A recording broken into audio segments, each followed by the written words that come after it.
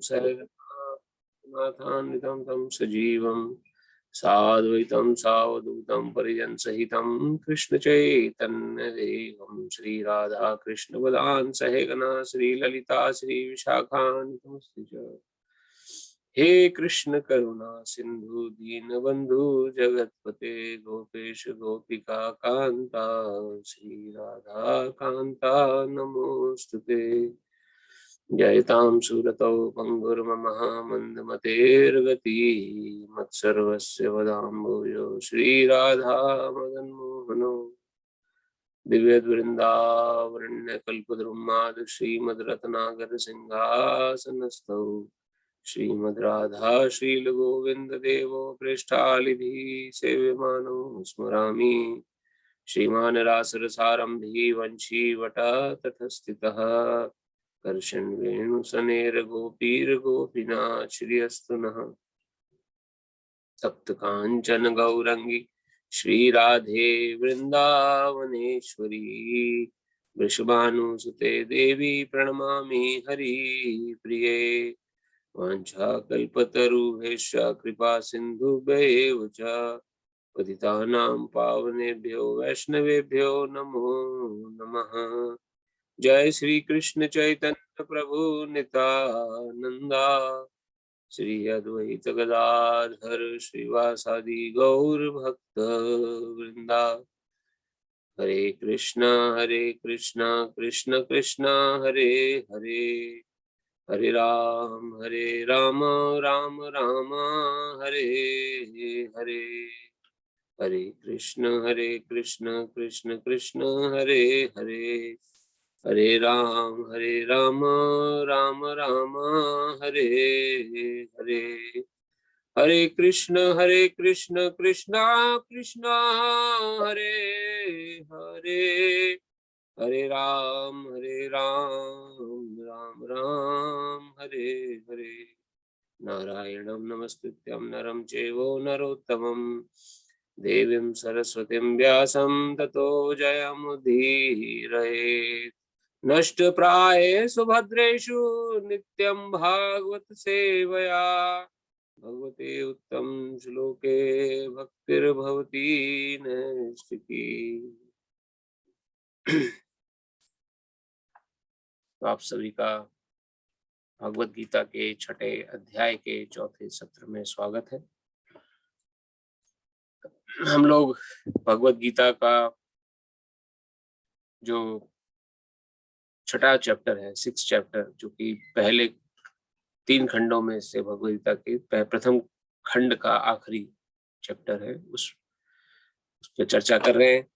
और अभी तक हम लोग जो सीख पाए योगा लेडर, जो योग सीढ़ी है, इस प्रकार से भगवान ने सकाम कर्म से ज्ञान प्रारंभ किया, सकाम के बाद निष्काम कर्म, निष्काम के बाद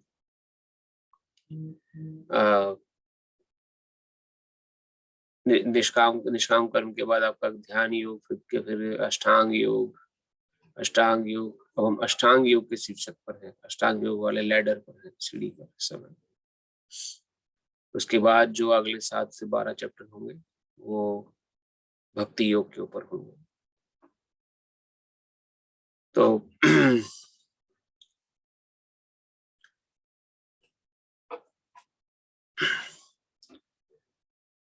सर्वप्रथम भगवान का ध्यान करते हुए हम लोग कथा को आरंभ करेंगे। तो एक छोटा सा भजन आज मैंने जो निकाला है, जो आप सभी के साथ हम लोग गाने का प्रयास करेंगे। उसके बाद हरि नाम जप एक माला, और फिर हम भगवत गीता पे चर्चा होगी। मैं स्क्रीन शेयर करता हूँ।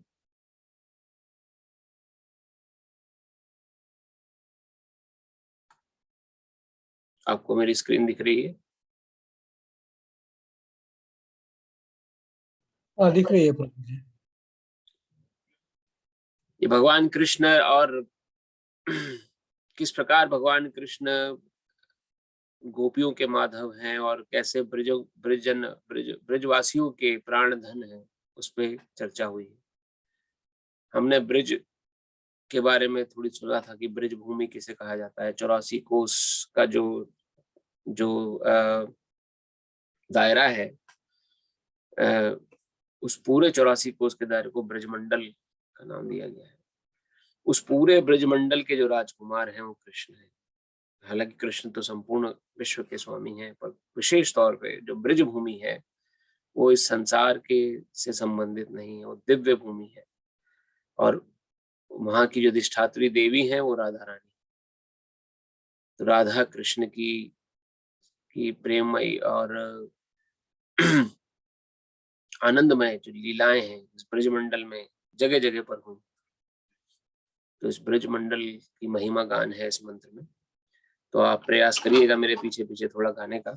ज्यादा बड़ा ये भजन नहीं है, खाली 2 पैराग्राफ का ही है, फिर हम इसका अर्थ समझेंगे।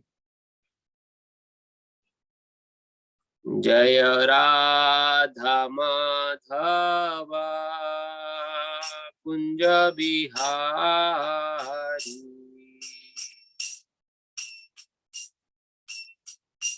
आप मेरे पीछे पीछे गाने का प्रयास करें उसी लय में जिस लय में मैं गा रहा हूँ, तो आपको भी आनंद आएगा।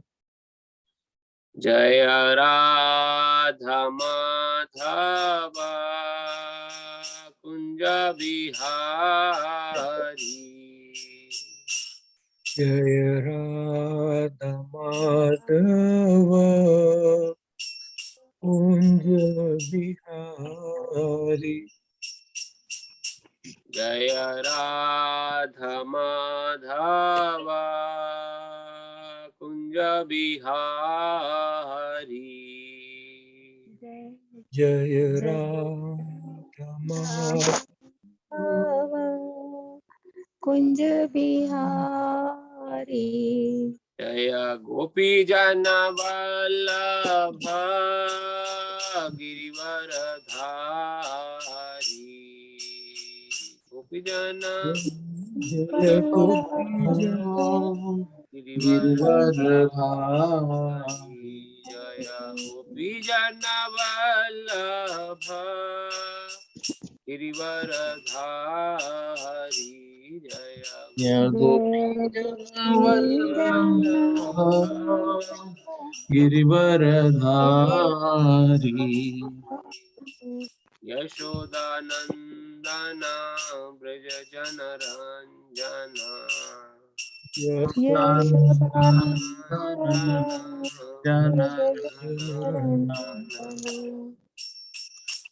यशोदानंदन ब्रज जन रंजन।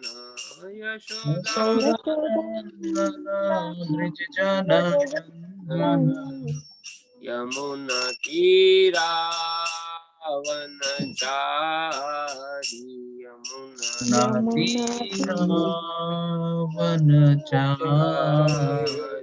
यमुना तीरा वनचारी। यमुना वनचारी।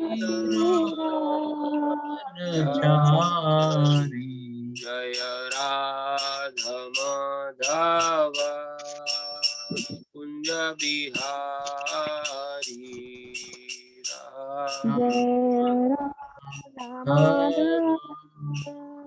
कुंज बिहारी। जय राधा माधवा कुंज बिहारी। जय राधा माधवा कुंज बिहारी। हरे कृष्ण कृष्ण कृष्ण हरे हरे। हरे राम राम राम हरे हरे। हरे कृष्ण कृष्ण कृष्ण हरे राम राम राम हरे हरे। हरे कृष्ण कृष्ण कृष्ण हरे हरे। हरे राम राम राम हरे हरे कृष्ण हरे कृष्णा कृष्ण कृष्ण कृष्ण कृष्ण हरे हरे हरे हरे राम राम हरे राम राम हरे हरे हरे कृष्णा कृष्ण कृष्ण हरे हरे हरे हरे राम राम राम हरे हरे हरे हरे कृष्णा हरे हरे कृष्णा कृष्णा कृष्णा हरे राम हरे हरे राम हरे हरे राम राम राम राम हरे हरे निताय गौर हरि बोल हरि बोल हरि बोल निताय गौरा हरि बोल निताय निताय गौरा गौर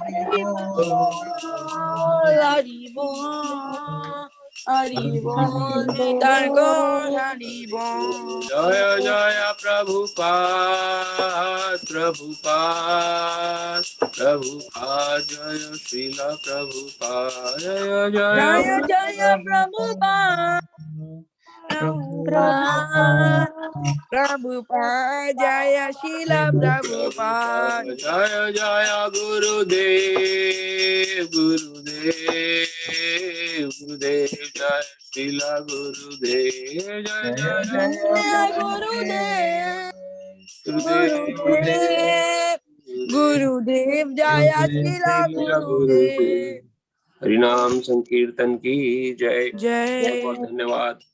तो ये जो हमने आज भजन गाया है, भजन का बहुत विशेष महत्व है। जय Radha Madhav Kunj Bihari, Krishna is the lover of Radha. He displays many enormous pastimes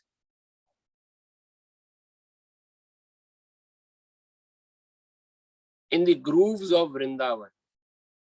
He is the lover of the cowherd maidens of Braja and the holder of the great hill named Govardhan. Krishna is the lover of Radha Rani. So सभी जानते हैं राधा कृष्ण युगल अवतार, राधा कृष्ण युगल चरणारविंद की ही परम गति है वैष्णवों।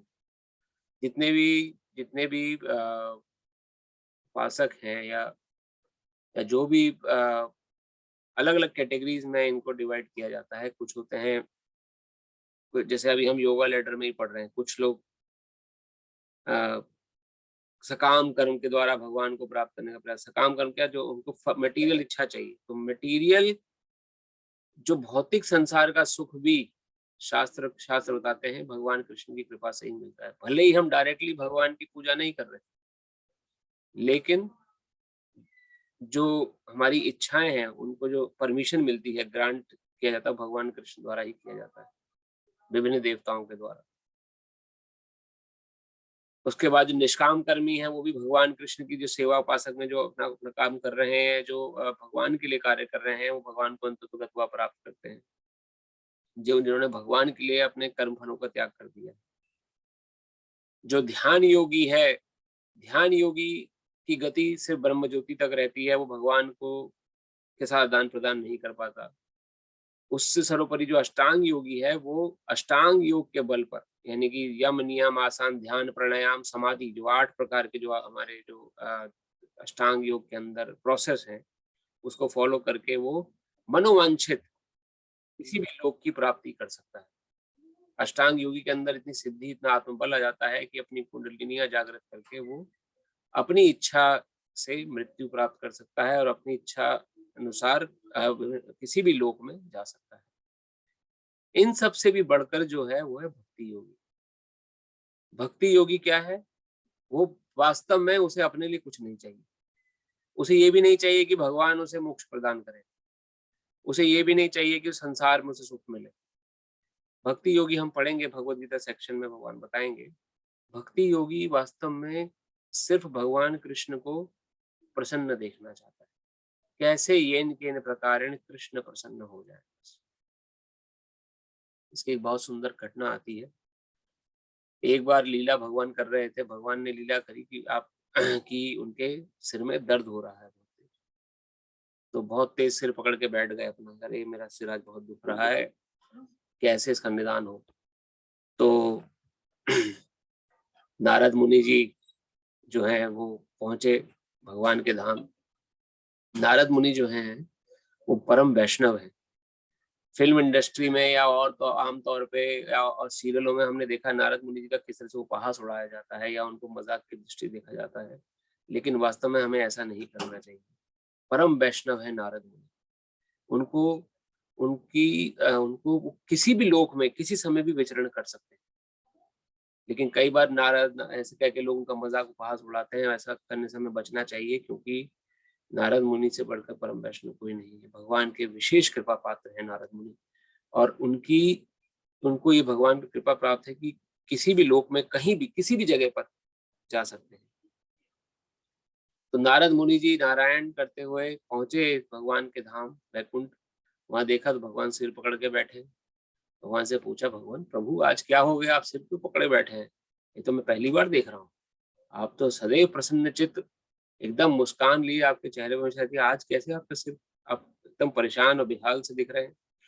तो नारद मुनि से भगवान कहते हैं, नारद मेरा सिर में बड़ा दर्द है, मैं इसको कैसे निदान करूं मैं समझ नहीं पा रहा हूँ। बताइए प्रभु क्या करना है, आज्ञा करिए, कैसे क्या इलाज किया जाए, क्या दवाई आपके लिए ले ली, क्या ऐसा कि आप तो अनंत कोटि ब्रह्मांड के नायक हैं, कुछ भी कर सकते हैं।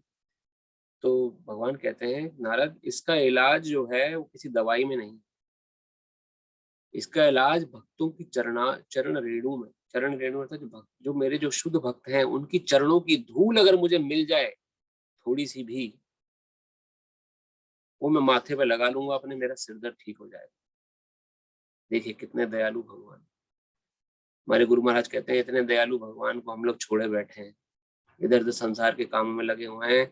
वो अनंत कोटि ब्रह्मांड के नायक, तीनों लोकों के स्वामी, जिन्होंने संपूर्ण सृष्टि का विकास कर रखा है, संपूर्ण सृष्टि जिनकी इच्छा मात्र से गतिमान है, और जिनके नेति नेति गाया वेदों ने पार नहीं पाया वेदों ने। वेद जिनका उच्चारण कर करके भी थक गए हैं, फिर भी बोल रहे हैं कि हम और ज्यादा उनका उच्चारण उनका यशोगान नहीं कर सकते, हमें इतनी काबिलियत नहीं है। सहस्त्र मुख वाले शेषनाग कामना कर रहे हैं भगवान से कि मेरे और सहस्त्र मुख हो, जिससे कि मैं आपका और यशोगान कर सकूं। मेरे ये सहस्त्र मुख कम पड़ रहे हैं आपका यशोगान करने में। ऐसे अनंत कोटि ब्रह्मांड के नायक भगवान कृष्ण कह रहे हैं कि मुझे भक्तों के चरणों की धूल मिल जाए, वो मैं माथे पे लगा लूंगा तो मेरा सिर दर्द ठीक हो जाएगा। तो नारद मुनि जी कहते हैं, प्रभु क्या तुम चरणों की धूल, तो ये तो बड़ा विकट समस्या है, कौन भक्त आपको देगा, आपको तो नरकगामी हो जाएगा। जैसे उसने आपके भक्तों की जो आपने किसी ने चरण धूल आप लगाएंगे, किसी आपकी चरण धूली से उसकी चरण धूली से तो वो व्यक्ति वास्तव में कैसे कोई आपको चरण धूली से आपको लगा सकता है। क्योंकि शास्त्रों में उल्लेख आता है कि अगर आपका चरण किसी से छू जाए तो हम ऐसे प्रणाम करते हैं कि गलती से आप हमारा पैर आपको लग गया। क्यों? क्योंकि हर जीव के अंदर भगवान कृष्ण का वास है, लेकिन जब हम पैर से छू रहे हैं तो हम एक तरह से अपमान है। तो कौन आपका अपमान जानबूझ के करेगा ऐसे? तो फिर भी भगवान कहते हैं, जाओ फिर भी एक बार पूछ के आओ, देखो कोई मेरा भक्त हो। तो नारद मुनि भी स्वयं भक्त थे, लेकिन उन्होंने भी चरण धूली नहीं दी कि मुझे नरक में नहीं जाना प्रभु, मैं तो आप कैसे, आप मेरे परम पिता समान हैं, कैसे मैं अपनी चरण धूली आपको दे दूं। वो कहते हैं नहीं, फिर भी घूम के आओ। तो नारद मुनि जी गए, पहुंचे सभी भक्तों के पूछते पूछते सब ने मना कर दिया, जी हम नहीं दे सकते, कैसे चरण धूली हम दे दें भगवान को, भगवान हमारे स्वामी हैं, हमारे पिता हैं, हम कैसे अपने पैरों की गंदी धूल उनको माथे पे जाने दें, हम हमें नरक नहीं जाना। घूमते घूमते नारद मुनि जी हताश होते होते ब्रिज भूमि पहुंचे। जो ब्रिज भूमि हमने चर्चा करी अभी 84 कोस का मंडल। ब्रिज भूमि में जब पहुंचे तो वहां पर गोपियां, जो भगवान की नित्य पार्षद गोपियां हैं, उनका वहां पे लीला, वहां पे उनका निवास था। तो वहां पहुंचे भगवान, तो नारद मुनि बोलते हैं कि गोपियां नारद मुनि को देख के बड़ी प्रसन्न होती हैं, पूछती हैं कि प्रभु के आप पार्षद हैं, भगवान कृष्ण के आप परम पार्षद हैं, उनके परम सेवक हैं, हमारे प्रभु क्या कर रहे थे, उनका क्या हालचाल है। तो नारद मुनि कहते हैं आज प्रभु बड़े बेहाल हैं, उनकी बड़ी विकट समस्या है, उनके सिर में बड़ा दर्द है और उनकी एक विशेष ख्वाहिश ये है कि भक्तों की चरण धूलि मिल जाए बस, तो उससे उनका सिर दर्द ठीक हो जाए। तो गोपियों ने जैसे ही सुना ये बात कि चरण धूलि से भगवान का सिर दर्द ठीक हो जाएगा, तो उन्होंने कहा कि एक चरण धूलि की तुम बात करते हो नारद जी, हम यहाँ धूल का, अपने चरणों की धूल का पूरा पहाड़ बना देते हैं, उस पूरी को लेके चले जाओ आप। हमें परवाह नहीं है कि हम अनंत कोटि समय तक नरक लोकों में सड़े जाके, हमारी बस एक ही इच्छा है कि हमारे प्रभु ठीक रहे। उनका सिर दर्द अगर हमारे नरक जाने से बच जाता है, हो जाता है ठीक, तो हमें अनंत कोटि जन्मों तक नरक जाना स्वीकार है। तो ये भक्त की परिभाषा है कि अपने लिए भक्त जो भक्ति योगी है। अब देखिए जितने भी पहले के योगी आए, सकाम योगी, निष्काम योगी, ध्यान योगी और अष्टांग योगी, सबका हेतु है, कुछ ना कुछ सब चाहते हैं। सकाम योगी क्या चाहता है? सकाम योगी चाहता है कि उसको फल स्तुति, यानी जो भी वो जिसके लिए यज्ञ आदि कर रहा है, जो फल की इच्छा कर रहा है वो फल उसे मिल जाए। नौकरी चाहता है, नौकरी अच्छी मिल जाए, अच्छा विवाह हो जाए या पैसा खूब आ जाए, तो उसके लिए वो यज्ञ आदि दान आदि करता है। तो उसकी इच्छा है कुछ भौतिक सुख प्राप्त करने की। निष्काम योगी जो कृष्ण के लिए काम न करके सिर्फ बिना किसी हेतु के काम कर रहा है, उसकी क्या इच्छा है कि यशोगान हो, उसका कीर्ति फैले उसकी संसार में, कि देखो कितने बड़े निष्काम, उन्होंने अपने लिए कोई इच्छा नहीं करी, समाज की सेवा में लगे रहे बस।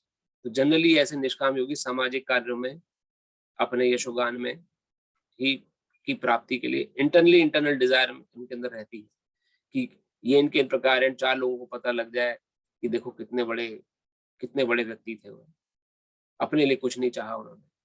तो ऐसे विचार मन में रखना भी हेतु का सूचक है, कुछ ना कुछ चाहिए हमें। ध्यान योगी जो है, जो भगवान को प्रकाश में, जो भगवान में लीन होना चाहता है, उसका क्या लक्ष्य है? वो भगवान की ब्रह्म ज्योति में प्रवेश करके विलीन होना चाहता है। वो नहीं चाहता संसार के दुखों से जूझना, बड़ा संसार में बड़ा दुख है जी, मोक्ष मिल जाए बस हमें, हम बस भगवान के धाम मोक्ष होकर चैन से बैठे बस।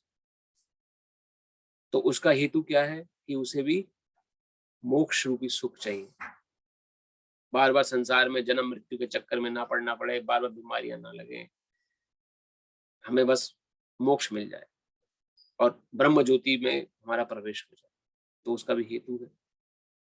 अष्टांग योगी जो कि साधना कर रहा है, जो कि अपनी कुंडलिनियां जाग, उसका हेतु क्या है कि उसको उसकी कुंडलिनियां जागृत हो, वो अपने इच्छा अनुसार कहीं भी विचरण कर सके, किसी लोक में जा सके, तो एक हेतु के उद्देश्य से काम कर रहा है। भक्ति योगी जो है वो इन सबसे श्रेष्ठ क्यों है? भक्ति योगी का कोई हेतु नहीं।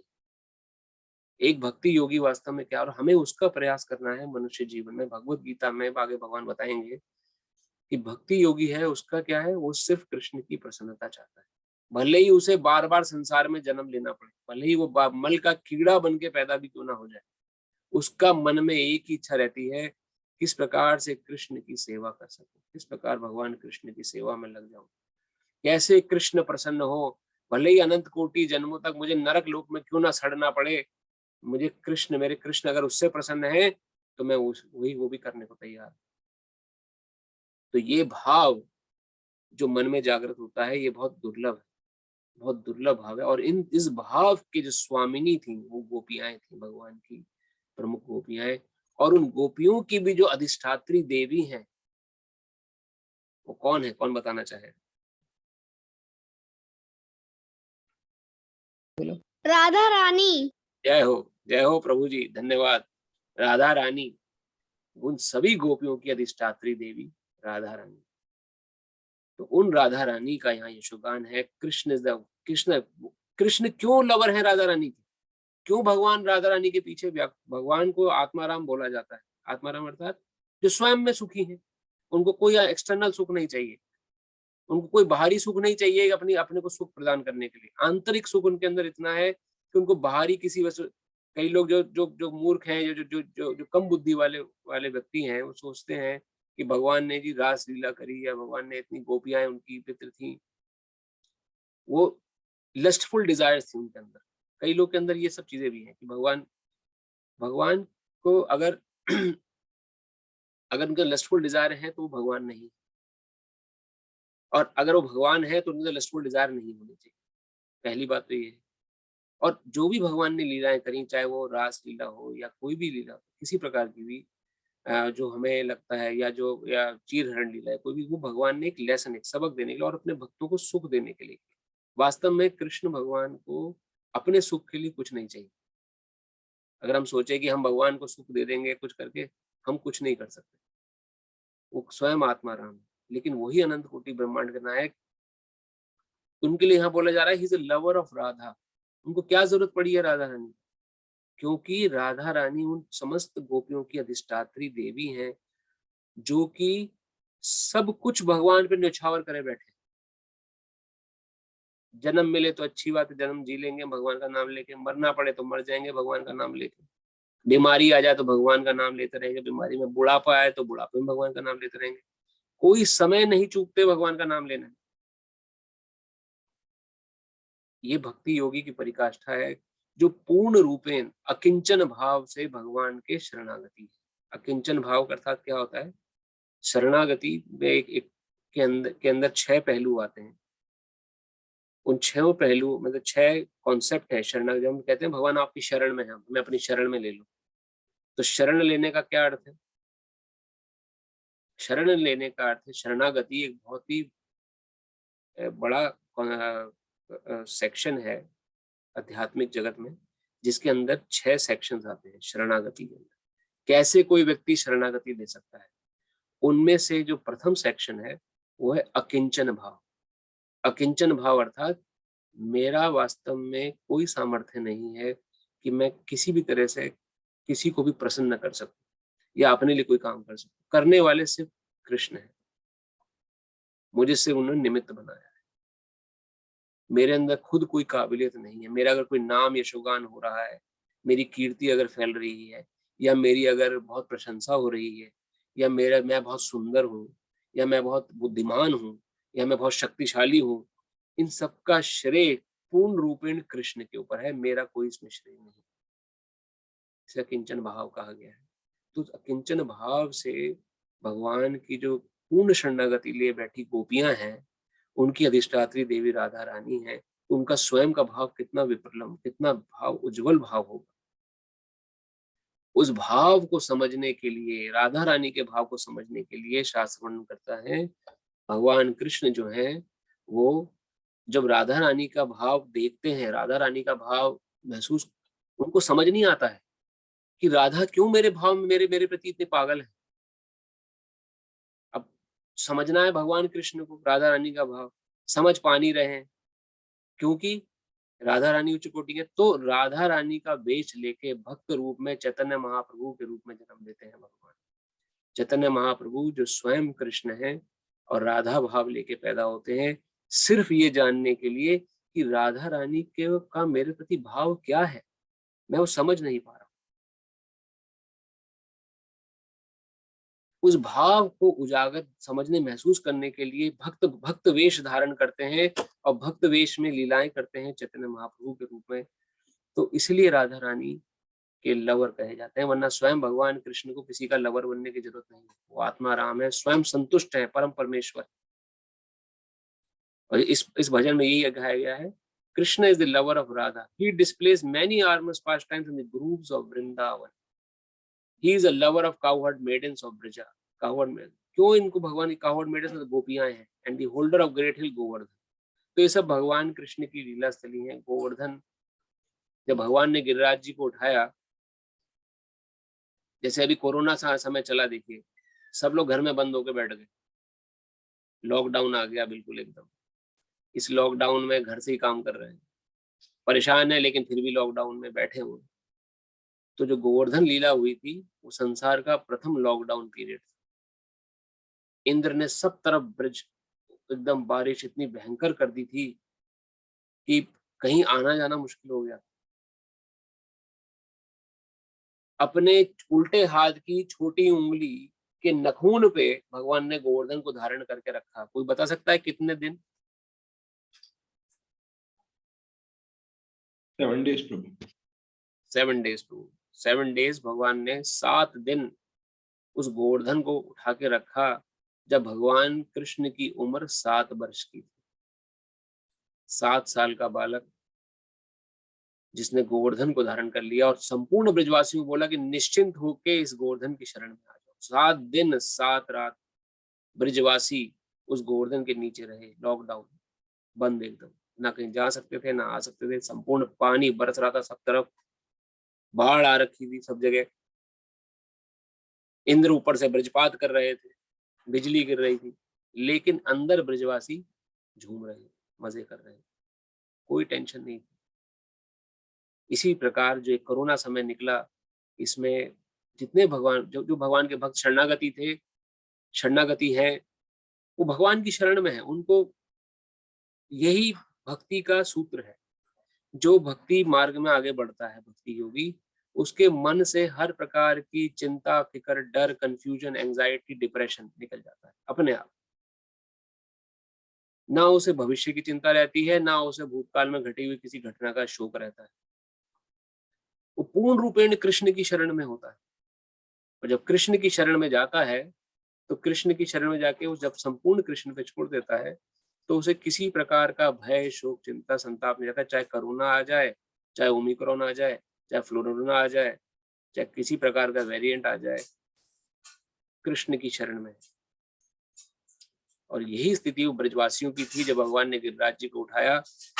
किसी समय कभी भी बाढ़ का पानी अंदर आ सकता था। कितना भय था, देखिए उनके मन में क्या क्या भय था उस समय ब्रजवासियों के मन में। इतना बड़ा पहाड़ एक 7 साल के बच्चे ने उठा रखा है, गिर गया हमारे सिर के ऊपर तो क्या होगा, कैसे इस पहाड़ के नीचे जाएं। कभी हमसे आप पूछें, कोई व्यक्ति इतनी बड़ी सी चट्टान हाथ में उठा ले और बोले आ जाओ नीचे जी इसके, मैं बचा रहा हूँ आपको, तो तुरंत मन में भय आएगा, अरे गिर गई हमारे सिर पे तो क्या होगा। और वो तो 21 मील का घेरा गिरिराज, पर्वत पूरा उठा रखा है भगवान, वो भी 7 साल के बालक ने। तो ब्रजवासी प्रेमवश क्या कहते हैं भगवान को कि हे कृष्ण, तुम थक जाओगे, ये हमारी लठिया है, इस लठिया से हम टेक देते हैं गिरिराज जी को, थोड़ा सा तुम्हें थोड़ा आराम मिलेगा। तो अपनी अपनी सब ब्रजवासियों ने प्रेमवश लठिया निकाली, लाठी जो होती है, और गिरिराज जी के नीचे ऐसे लगा दी, जिससे कि भगवान कृष्ण को सपोर्ट मिले। तो भगवान को क्या वास्तव में सपोर्ट चाहिए? उनको किसी, उन्होंने, भगवान ने कहा अच्छा सपोर्ट आपने लगाया है, ठीक है मैं थोड़ा सा अपना हाथ उठा ले। तो हल्की सी भगवान ने अपनी उंगली नीचे करी, तो गिरिराज जी नीचे हुए, उनकी लठिया सबकी टूट गई, सब फिर डर गए। भगवान ने फिर संभाल लिया गिरिराज जी को। भगवान कहते हैं वहां पर कि तुम निश्चिंत होकर यहाँ पे रहो, कोई चिंता नहीं है। वहां ब्रजवासियों का सौभाग्य ये खुला कि वैसे कृष्ण बड़े नटखट है, सामने एकदम आते नहीं है, लेकिन उस 7 दिन 7 रात तक सबके सामने कृष्ण यथारूप इतने सुंदर त्रिभंग रूप में खड़े रहे। ना कहीं उनको जाना था ना आना था, सब ने जी भर के अपना आंखों से भगवान का स्वादन किया, रसा स्वादन किया। देखिए उनके रूप लावण्य, नख से लेके शिख तक इतने सुंदर हैं भगवान। माधुर्य कादम्बिनी या और दूसरे ग्रंथों में भगवान कृष्ण का संपूर्ण वर्णन, इतना सुंदर वर्णन मिलता है कि संसार की सुंदरता फीकी लगती है उसके आगे। क्या कोई सुंदर होगा जितना ब्रह्मदेव वर्णन करते हैं, कंदर्प कोटि कमनीय विशेष शोभम गोविंदम आदि पुरुषम तमहम भजामि। कंदर्प कोटि कमनी, कमनी कामदेव, कामदेव जो कि लस्ट, जिनको हम क्यूपिड या कुछ बोलते हैं, कंदर्प, कंदर्प करोड़ों करोड़ों कामदेव एक साथ इकट्ठे हो जाएं, उनकी सुंदरता, कंदर्प कोटि कमनी विशेष शोभा, उनसे भी विशेष, उनसे भी प्रमुख बढ़ के सुंदरता है भगवान कृष्ण की। गोविंदम आदि पुरुषम तमम भजामि, उन गोविंद, उन आदि पुरुष का मैं भजन करता हूँ, ब्रह्मदेव वर्णन करते हैं। और वो गोविंद कंदर्प कोटि कमनी गोविंदम, यहाँ वर्णन आ रहा है, is a lover of Radha. क्यों? क्योंकि राधा रानी परम भक्त हैं, और भगवान कृष्ण हर उस भक्त के लवर हैं जो संपूर्ण भगवान कृष्ण पे न्यौछावर हुए बैठा है। आप भी और मैं भी वैसे भक्त बन सकते हैं अगर हम भगवान कृष्ण की शरण में चले जाएं। ये सब बात मैं आपको क्यों बता रहा हूँ? क्योंकि हमारी साधना की, हमारा जो गोल है, हमारा जो लक्ष्य है, भक्ति की पराकाष्ठा को प्राप्त करना है। हम भी उस स्थिति में पहुंच सकते हैं अगर हमने साधना अच्छे से करी, भजन अच्छे से किया, नाम जप अच्छे से किया भगवान का, तो हम निश्चित रूप से उस परिस्थिति पहुंच सकते हैं। अगर 8 घंटे की जॉब में या सुबह 8 से 5 की जॉब में इसमें ही लगे रहे तो जिंदगी तो 30 साल 32 साल तो बीत चुकी है वैसे ही बिना किसी को बताए। अगले 30-35 साल भी बिना किसी के बताए बीत जाएगी। 70 से 80% किसी की है, तो जब संसार से चले गए तो कुछ हाथ नहीं लगने वाला, चाहे संसार के प्रधानमंत्री क्यों ना बन जाए। कुछ ले करके अगर जा पाएंगे तो कृष्ण प्रेम लेके जा पाएंगे यहाँ से। ये आप लिख के रख लीजिए, अगर आपने भक्ति योग, वरना कुछ संसार से नहीं जाने वाला हमारे साथ। जितना बैंक बैलेंस, जितना घर गृहस्थी, जितना नाम शोहरत, जितना पैसा लत्था आपने कमाया है, सब यहीं छोड़ के जाएंगे दूसरों के लिए। इसलिए हमें भगवान कृष्ण के प्रति प्रेम जागृत करना है। यशोदा नंदन ब्रज जन रंजन यमुना तीरा वनचारी, he is the beloved son of mother Yashoda, the delighter of the inhabitants of Braja, and he wanders into the forest along the banks of river Yamuna. River Yamuna के किनारे, यमुना नदी के किनारे भगवान कृष्ण लीला करते हैं। अनंत लीलाएं हैं उनकी, श्रीमद् भागवत में वर्णन आता है और अन्य ग्रंथ हैं उनमें वर्णन मिलता है। तो मौका लगेगा तो हम श्रीमद् भागवत भी आगे प्रयास करेंगे प्रारंभ करने का। But he is beloved son of mother Yashoda, Yashoda नंदन।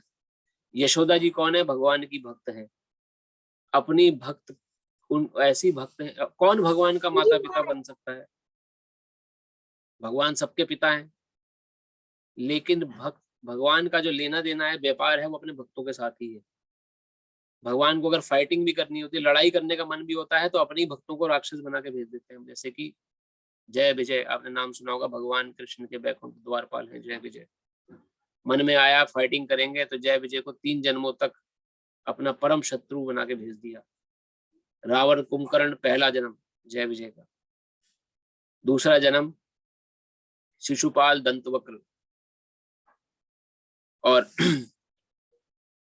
रावण कुंभकर्ण, और उसके बाद आपका हिरण्यकश्यपु हिरण्याक्ष। पहला जन्म हिरण्यकश्यपु हिरण्याक्ष का था, जय और विजय का। दूसरा जन्म रावण कुंभकर्ण और तीसरा शिशुपाल दंतवक्र।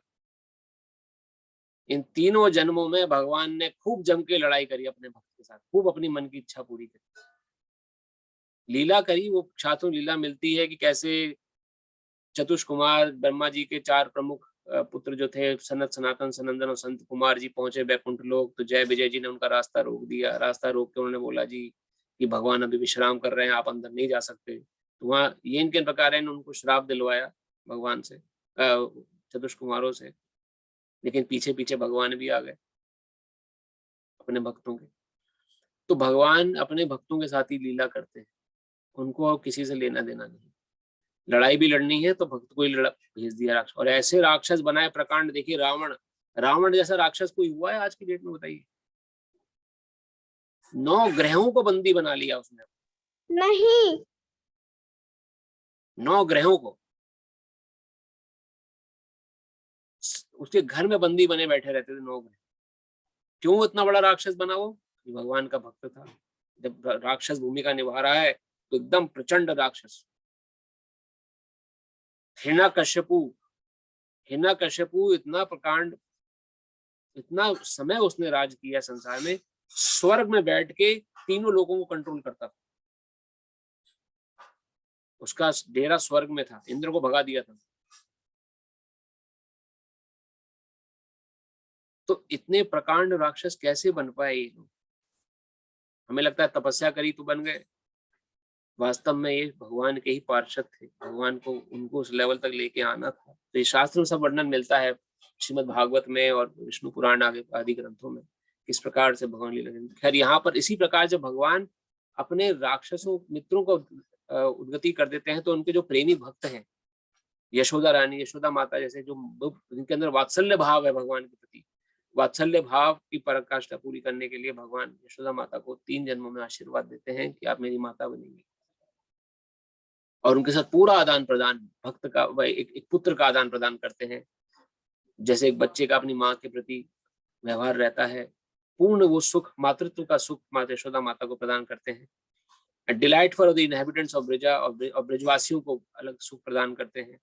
ये vendors in forest of river Yamuna, और यमुना जी के किनारे अलग अलग लीलाएं भगवान करते हैं। ऐसे अनंत कोटि ब्रह्मांड के नायक, तीनों लोगों के स्वामी भगवान कृष्ण को मेरा प्रणाम है। तो ये भजन में श्रीला भक्ति विनोद ठाकुर, जो कि बहुत ही उच्च कोटि के संत हुए हमारी गुरु परंपरा में, उन्होंने भजन गाया है। और इस भजन का मर्म यही है कि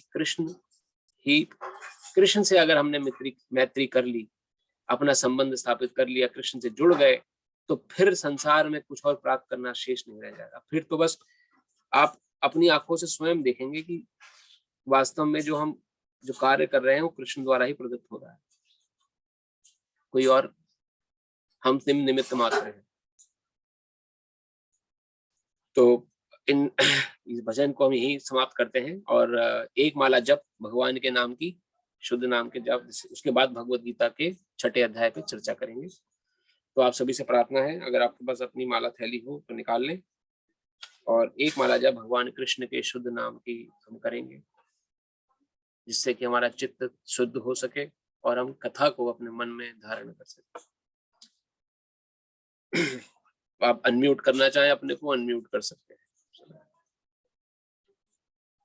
जय नमः ओम विष्णु पदाय कृष्ण पदाय पुतले श्रीमते स्वामिनी नमस्ते प्रभुपाद देवे नाम संकीर्तन विचारण विशेष धन्यवादी समझे सारे नमः विष्णु पदाय कृष्ण पृष्ठाय पुतले श्रीमते भक्ति वेदांत स्वामिनी नामिने नमस्ते सरस्वती देवे गौरवाणी प्रचारिणे निर्विशेष शून्यवादी पाश्चात्य देशतारिणे।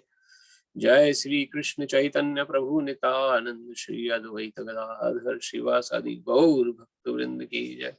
हरे कृष्ण कृष्ण कृष्ण हरे हरे, हरे राम राम राम हरे हरे, हरे कृष्ण कृष्ण कृष्ण हरे हरे, हरे राम राम हरे हरे, हरे कृष्ण कृष्ण कृष्ण हरे हरे, हरे राम राम हरे हरे, हरे कृष्ण कृष्ण कृष्ण हरे हरे, हरे राम राम हरे, हरे कृष्ण कृष्ण कृष्ण हरे हरे, हरे राम राम राम हरे हरे, हरे कृष्ण कृष्ण कृष्ण हरे हरे, हरे राम राम हरे हरे, हरे कृष्ण कृष्ण कृष्ण हरे हरे, हरे राम राम हरे हरे, हरे कृष्ण कृष्ण कृष्ण हरे हरे, हरे राम राम हरे हरे, हरे कृष्ण कृष्ण कृष्ण हरे हरे, हरे राम हरे हरे। अगर आपके पास माला ना भी हो तो आप मुंह से भी जप कर सकते हैं। ये एक माला जप हम भगवान का इसलिए करते हैं, कुछ में देख रहा हूँ कुछ नए लोग भी हैं आज हमारे बीच में। इस एक माला जप से हम अपने चित्त की शुद्धि कर रहे हैं ताकि कथा को हम धारण कर सकें। तो आप अपने मुंह में भी हरे कृष्ण महामंत्र का जप चला सकते हैं, जप कर सकते हैं अगर माला थैली ना हो आपके पास। हरे कृष्ण कृष्ण कृष्ण हरे हरे, हरे राम राम हरे हरे, हरे कृष्ण हरे कृष्ण कृष्ण कृष्ण हरे राम राम हरे हरे, हरे कृष्ण कृष्ण कृष्ण हरे हरे, हरे राम राम हरे हरे, हरे कृष्ण कृष्ण कृष्ण हरे हरे, हरे राम राम हरे हरे, हरे कृष्ण कृष्ण कृष्ण हरे हरे, हरे राम राम हरे हरे, हरे कृष्ण कृष्ण कृष्ण हरे हरे, हरे राम राम हरे हरे, हरे कृष्ण हरे राम हरे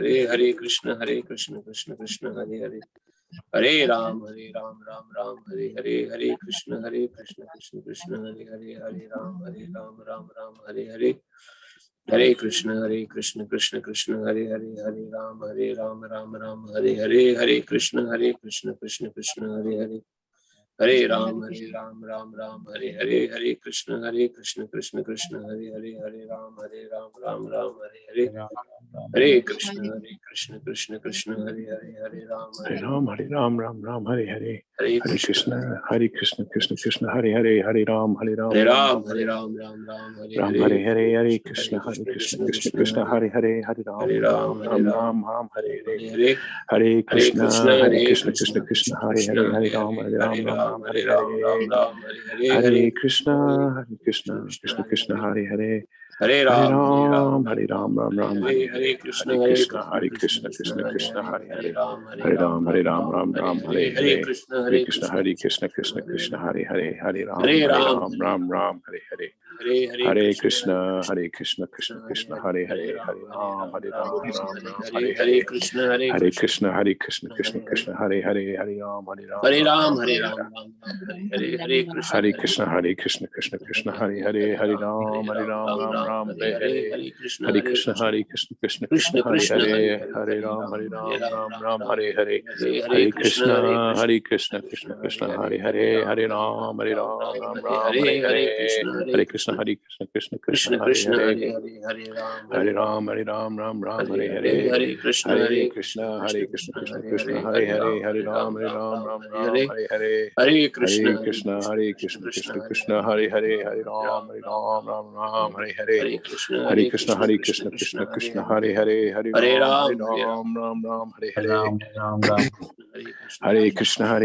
कृष्ण कृष्ण हरे राम हरे कृष्ण कृष्ण हरे कृष्ण हरे राम हरे कृष्ण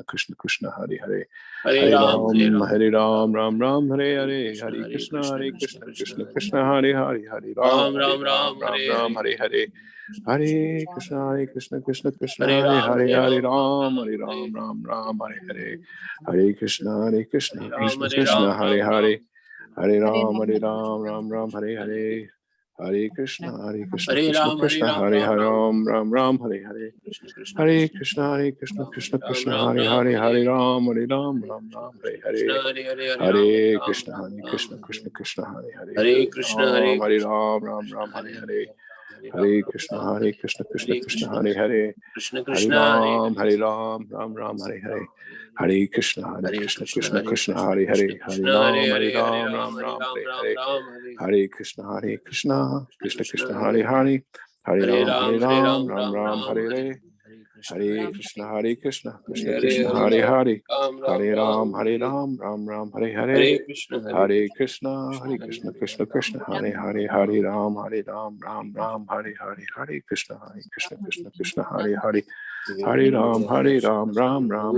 हरे जय।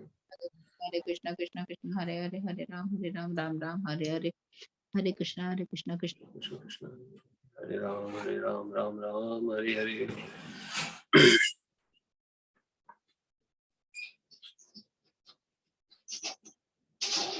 अगर आपकी माला नहीं हुई हो तो कृपया उसे फिनिश कर लें और हम कथा की तरफ आगे बढ़ते हैं। श्रीमद् भगवद गीता। तो अष्टांग योग जो कि ध्यान योग के अंतर्गत ये चैप्टर आता है, उस पर हम चर्चा कर रहे थे और अभी तक हम जो है 7 श्लोक इसके पढ़ चुके हैं। 6 तक हम पढ़ चुके हैं।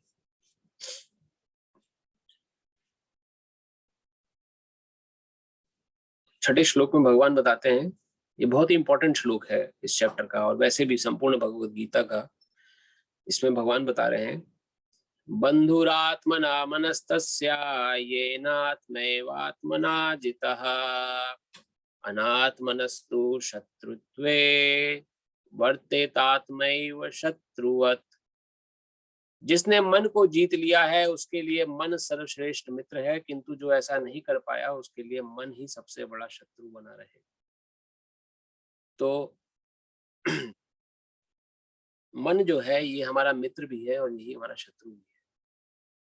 मन किस प्रकार से मित्र है? अगर ये हमें भगवान कृष्ण से संबंधित ज्ञान या अध्यात्म से जोड़ने की प्रेरित करता है तो हमारा मित्र है, और यही मन अगर हमें भगवान से दूर ले जाने का काम करे तो ये हमारा शत्रु है।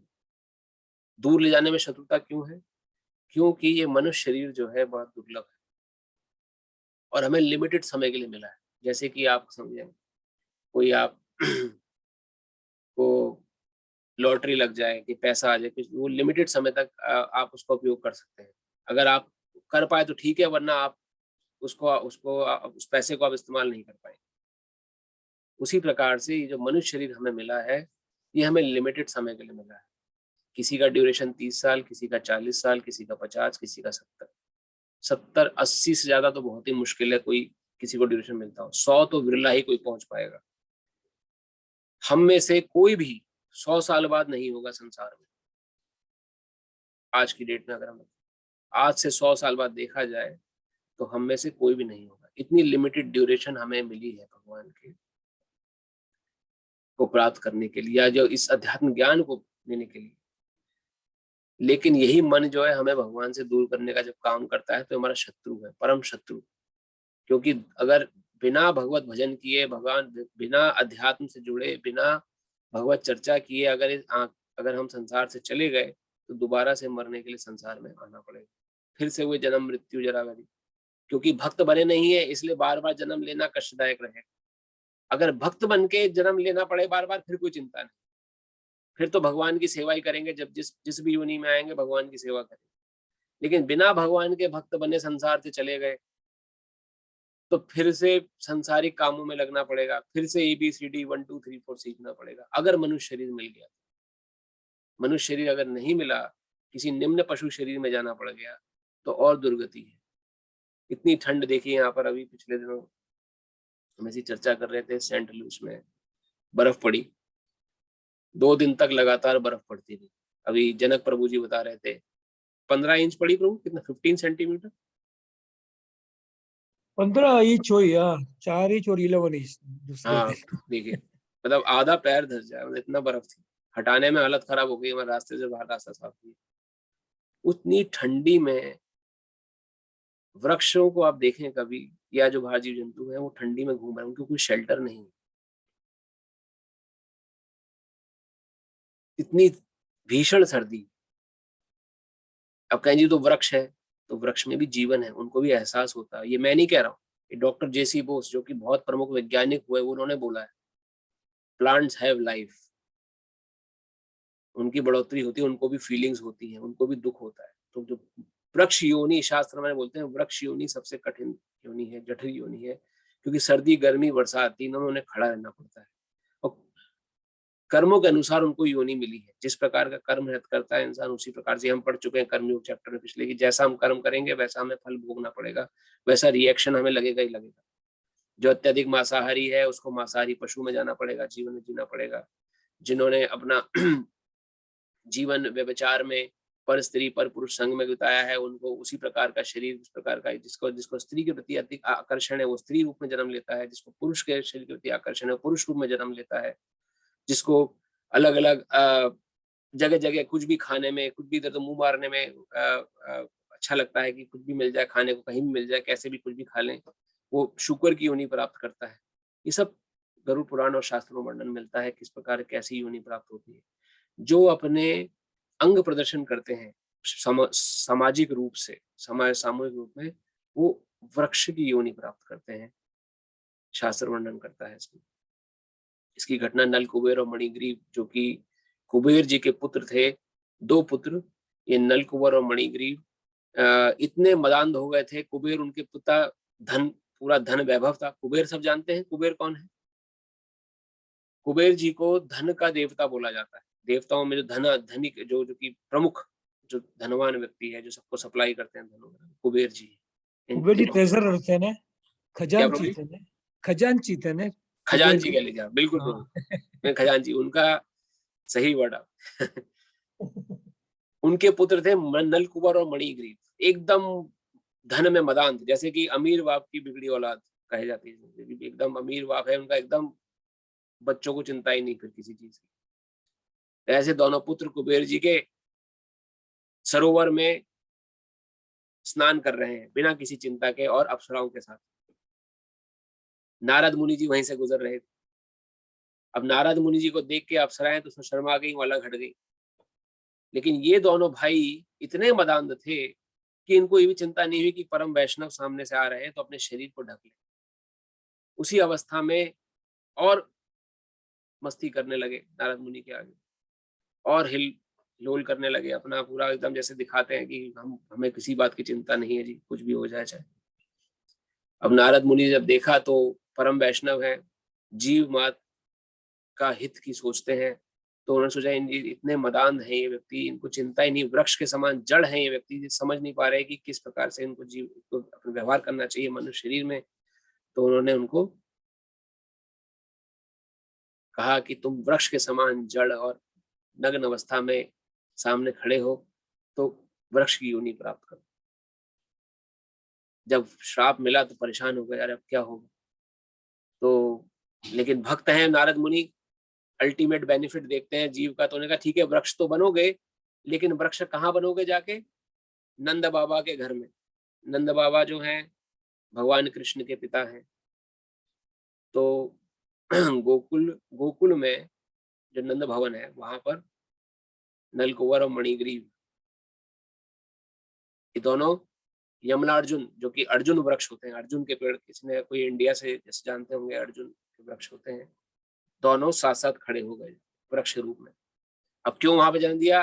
क्योंकि हैं तो कुबेर के पुत्र, देवता की श्रेणी के हैं, लेकिन जब वृक्ष के समान जड़ व्यवहार कर रहे हैं तो भगवान की कृपा से ही इनकी शुद्धि हो, इसलिए नारद मुनि ने उनको अभिशाप दिया कि जाओ उस घर में पैदा हो जहां भगवान पैदा होने वाले हैं, ताकि भगवान की तुम पे दृष्टि पड़ेगी तब जाके उनकी गति सुधरेगी।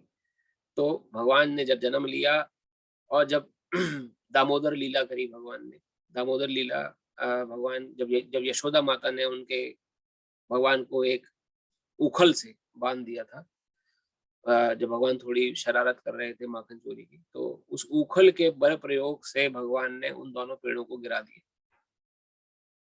हम जब भगवान कृष्ण की लीलाओं का विस्तार में वर्णन करेंगे तो ये सारी लीलाएं उसमें बोलेंगे, बताएंगे, उस समय हम डिटेल में लेंगे कैसे भगवान ने दामोदर लीला करी, किस प्रकार से। तो ये संक्षिप्त मैं आपको बता रहा हूँ। तो उखल से भगवान ने जब पेड़ों गिराया तो फिर से नलकुंवर और मणिग्रीव की वृक्ष योनि से मुक्ति हुई। तो ये जो मन है हमारा, ये हमें वृक्ष योनि तक प्राप्त कराने में सहायक बनता है। शास्त्र वर्णन करते हैं कि जो जड़ हो जाते हैं, जिनको ना अच्छे बुरे का ज्ञान नहीं है, क्या सही है क्या गलत है, किसी को भी निंदा कर दो, किसी की भी स्तुति गा लो, किसी को भी, जैसे आमतौर पे आज समाज में हो रहा है, शास्त्र की दृष्टि से वो अपराध है। और वृक्ष योनि प्राप्त करते हैं ऐसे व्यक्ति जिनको ठंडी बरसात में पड़ा रहना पड़ता है, और इसका मन के कारण हो रहा है। मन में जैसे विचार उठ रहे हैं, मन के वेग को जो कंट्रोल नहीं कर पा रहा है। ये भी हमने चर्चा करी थी कि कौन व्यक्ति सुखी है, जो 6 प्रकार के वेगों को कंट्रोल कर लेता है। किसी को याद है कौन कौन से वेग थे वो?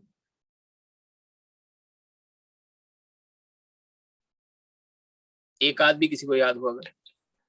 मनो, वाचो, उपस्थ वेग और एक और दो, I am trying to recall. धन्यवाद, आपने 3 सही बोले, मन, वाचो, उपस्थ। और माता जी कुछ बोल रही थी? जीवा, धन्यवाद।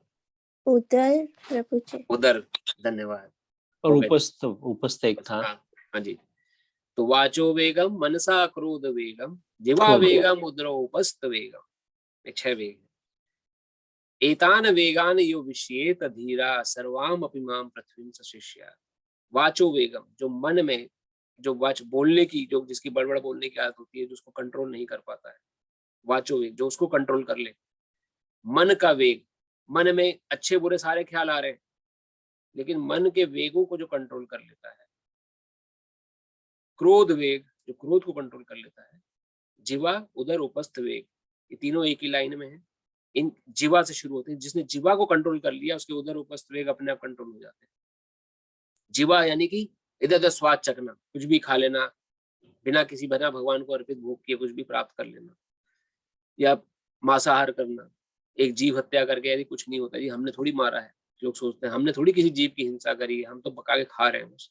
शास्त्र वर्णन करते हैं, श्रीमद् भागवत में इसका वर्णन आया है, मांस काटने वाले से लेके, मारने वाले से लेके खाने वाले तक को बराबर अपराध लगता है।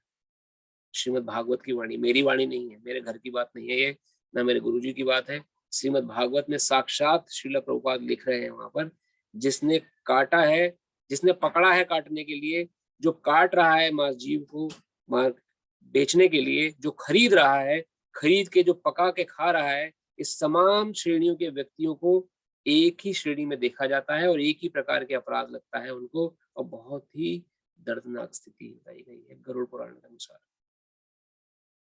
तो जो जीव खाने का आदी है, जीवा वेग को जो कंट्रोल नहीं कर पाता है, वो व्यक्ति कुएं में गिरता है। तो ये मन जो है, मन का वेग बहुत जरूरी है कंट्रोल करना।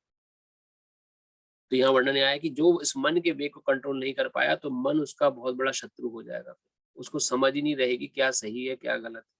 जो मन में आ रहा है वो अच्छा है, जो मन में गलत जो मन में नहीं आ रहा अच्छा नहीं है।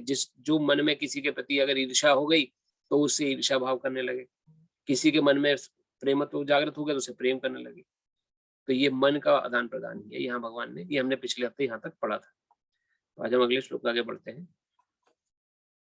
जितात्मनः प्रशान्तस्य परमात्मा समाहितः शीतोष्ण सुख दुखेषु तथा मान अपमानयोः।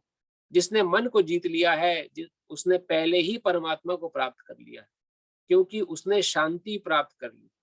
ऐसे पुरुष के लिए सुख दुख, सर्दी गर्मी एवं मान अपमान एक से।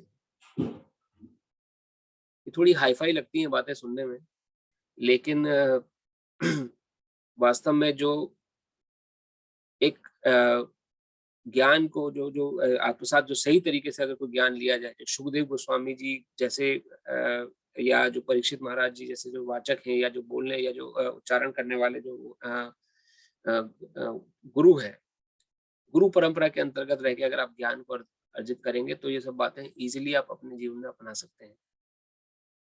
इन बात जैसे कि हम किसी स्कूल में जब एडमिशन लेते हैं तो हम देखते हैं स्कूल AICTE कॉलेज किसी अप्रूव्ड यूनिवर्सिटी से अप्रूव्ड है कि नहीं है, वो यूनिवर्सिटी गवर्नमेंट द्वारा अप्रूव्ड है कि नहीं है, किसी भी स्कूल में दाखिला नहीं ले लेते।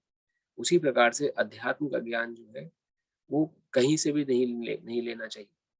कोई भी साधु बन गया जी अब हम आपको ज्ञान देंगे, डंके की चोट पे आपको ज्ञान लेना है, क्योंकि खाली 4 वैलिड यूनिवर्सिटीज हैं संसार में जो बताई गई हैं, ब्रह्मादि माधव गौड़ीय संप्रदाय, श्री संप्रदाय, रुद्र संप्रदाय और चतुष्कुमार नारायण संप्रदाय।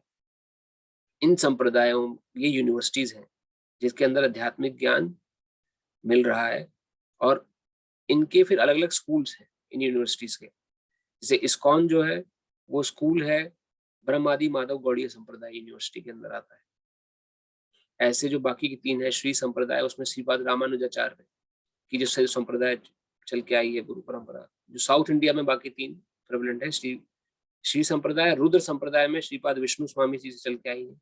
रुद्र यानी कि भगवान शिव ने वो ज्ञान को निकाला, और श्री संप्रदाय में श्रीपाद रामानुजाचार्य प्रमुख आचार्य हुए। ऐसी जो चतुष्कुमार संप्रदाय है, 4 ब्रह्मा जी के 4 मानस पुत्र सनत सनातन संत कुमार, उनसे जो संप्रदाय चली, श्रीपाद निम्बकाचार्य उनके प्रमुख आचार्य हुए। तो इन आचार्यों से जो ज्ञान निकला उस ज्ञान को हमें सुनना है, समझना है आध्यात्मिक दृष्टिकोण से, जो ऑथेंटिक बोला गया है शास्त्रों में।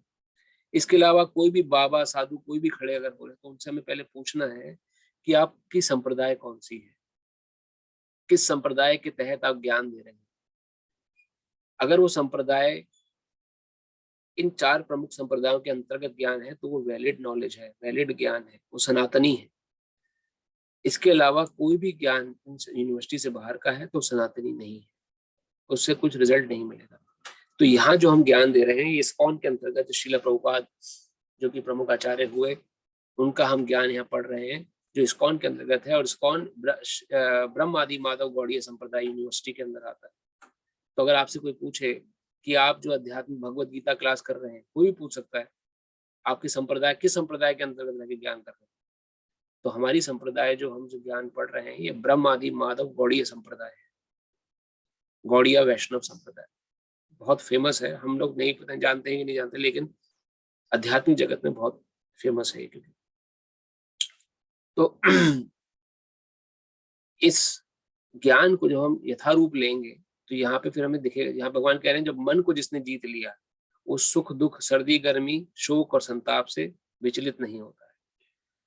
तो ये जब हम प्रयास करेंगे अपने मन को शिक्षा देने में, जब साधन शक्ति का बल आएगा इसमें, तब जाके मन ऐसा महसूस करने लायक स्थिति में होगा। नहीं तो जरा सी स्थिति में, जरा सी परेशानी में मन परेशान हो जाता है, डगमगा जाता है, हैरान हो जाता है, अरे अब क्या करें। और शिला प्रभुपाद की जय। तात्पर्य वस्तुतः प्रत्येक जीव उस भगवान की आज्ञा का पालन करने के निमित्त आया है जो जन जन के हृदयों में परमात्मा रूप में स्थित है। जब मन बहिरंगा माया द्वारा विफत कर दिया जाता है तब मनुष्य भौतिक कार्यकलापों में उलझ जाता है। अतः जो ही मन किसी योग पद्धति द्वारा वश में आ जाता है तो ही मनुष्य को लक्ष्य पर पहुंचा हुआ मान लिया जाना चाहिए। मनुष्य को भगवत आज्ञा का पालन करना चाहिए। जब मनुष्य का मन परा प्रकृति में स्थिर हो जाता है तो जीवात्मा के समक्ष भगवत आज्ञा पालन करने के अतिरिक्त कोई विकल्प नहीं रह जाता। मन को किसी ना किसी उच्च आदेश को मानकर उसका पालन करना होता है। मन को वश में करने में से स्वतः ही परमात्मा के आदेश का पालन होता है। चूंकि कृष्ण भावना भावित होते ही दिव्य स्थिति प्राप्त हो जाती है, अतः भगवत भक्त संसार के द्वंद्वों यथा सुख दुख सर्दी गर्मी आदि से अप्रभावित रहते हैं। यह अवस्था व्यवहारिक समाधि या परमात्मा में तल्लीनता कहलाती है। तो जैसे ऑफिस में हम देखते हैं कि हमारे किसी सुपरवाइजर ने हमें बोल दिया कि आपको आज ये काम करके देना है, तो चाहे रात के 2 बजे हो 1 बजा हो कुछ भी हो, मन उस समय हमारा क्या कहेगा, करना है जी काम, करके दिखाना है। नहीं कर पाए तो हमारा नाम खराब होगा, या फिर नहीं कर तो डांट सुननी पड़ेगी। तो किसी उच्च अधिकारी के आदेश अनुसार हमारा मन हमें उस काम में लगा देता है, तो यहाँ उसकी उपमा मिल रही है। उसी प्रकार जो शास्त्र आदेश है, ये उच्च जो कि भगवान द्वारा प्रदत्त आदेश हैं, जब हम इन आदेशों का पालन करेंगे अपने जीवन में, जैसे भगवान ने भगवत गीता में जीवन जीना सिखाया है, किस प्रकार से हमें निष्काम भाव से कृष्ण के लिए कार्य करना है, ये भावना इसका प्रयास करेंगे, इसको अपने जीवन में अपनाने का प्रयास करेंगे, तो निश्चित रूप से एक समय वह भी आएगा कि जब सुख दुख सर्दी गर्मी और हमें विचलित नहीं कर पाएंगे। क्यों? क्योंकि हम कृष्ण के शरणागति होंगे।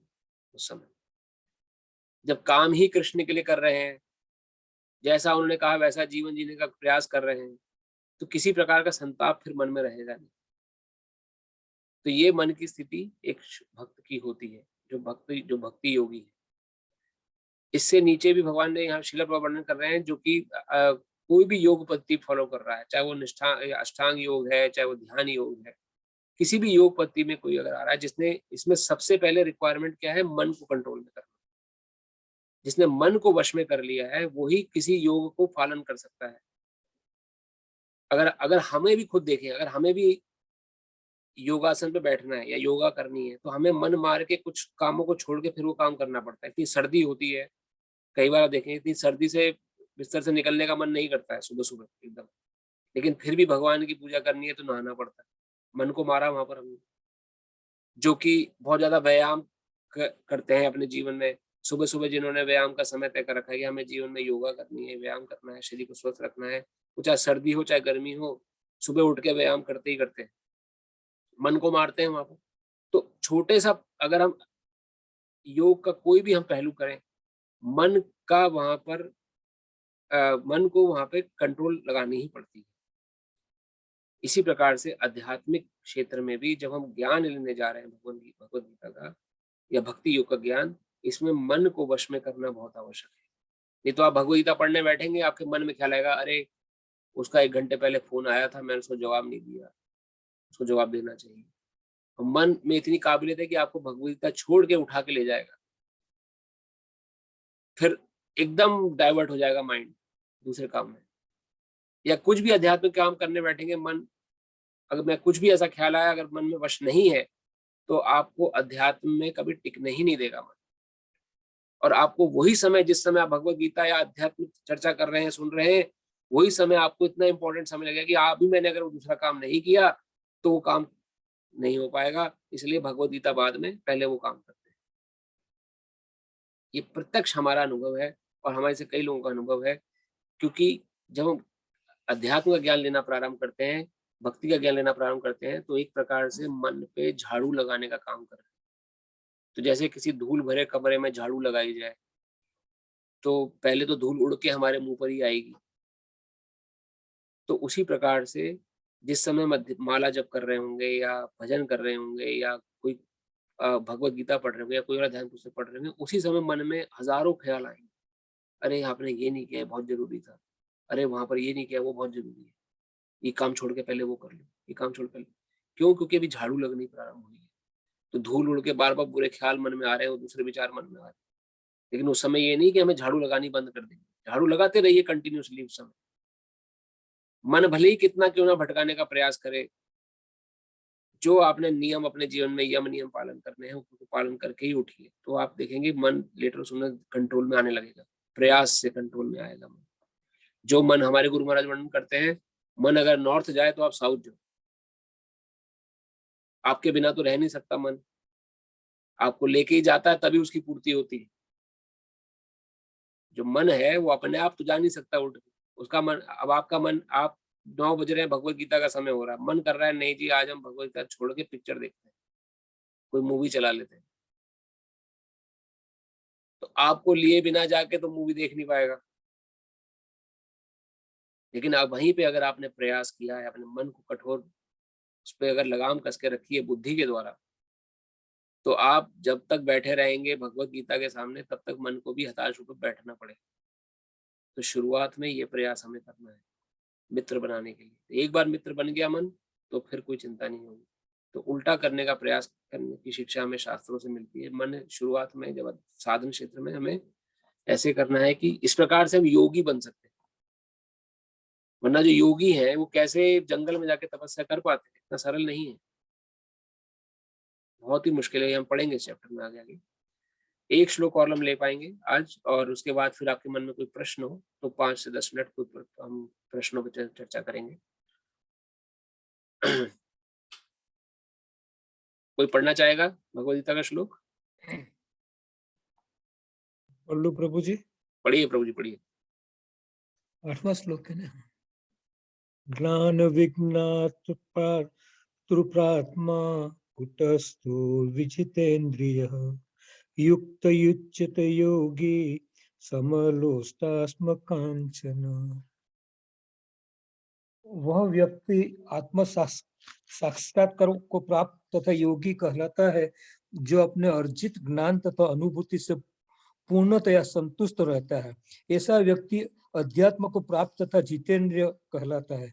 वह सभी वस्तुओं को, चाहे वे कंकड़ हो, पत्थर हो या ही सोना, एक समान देखता है।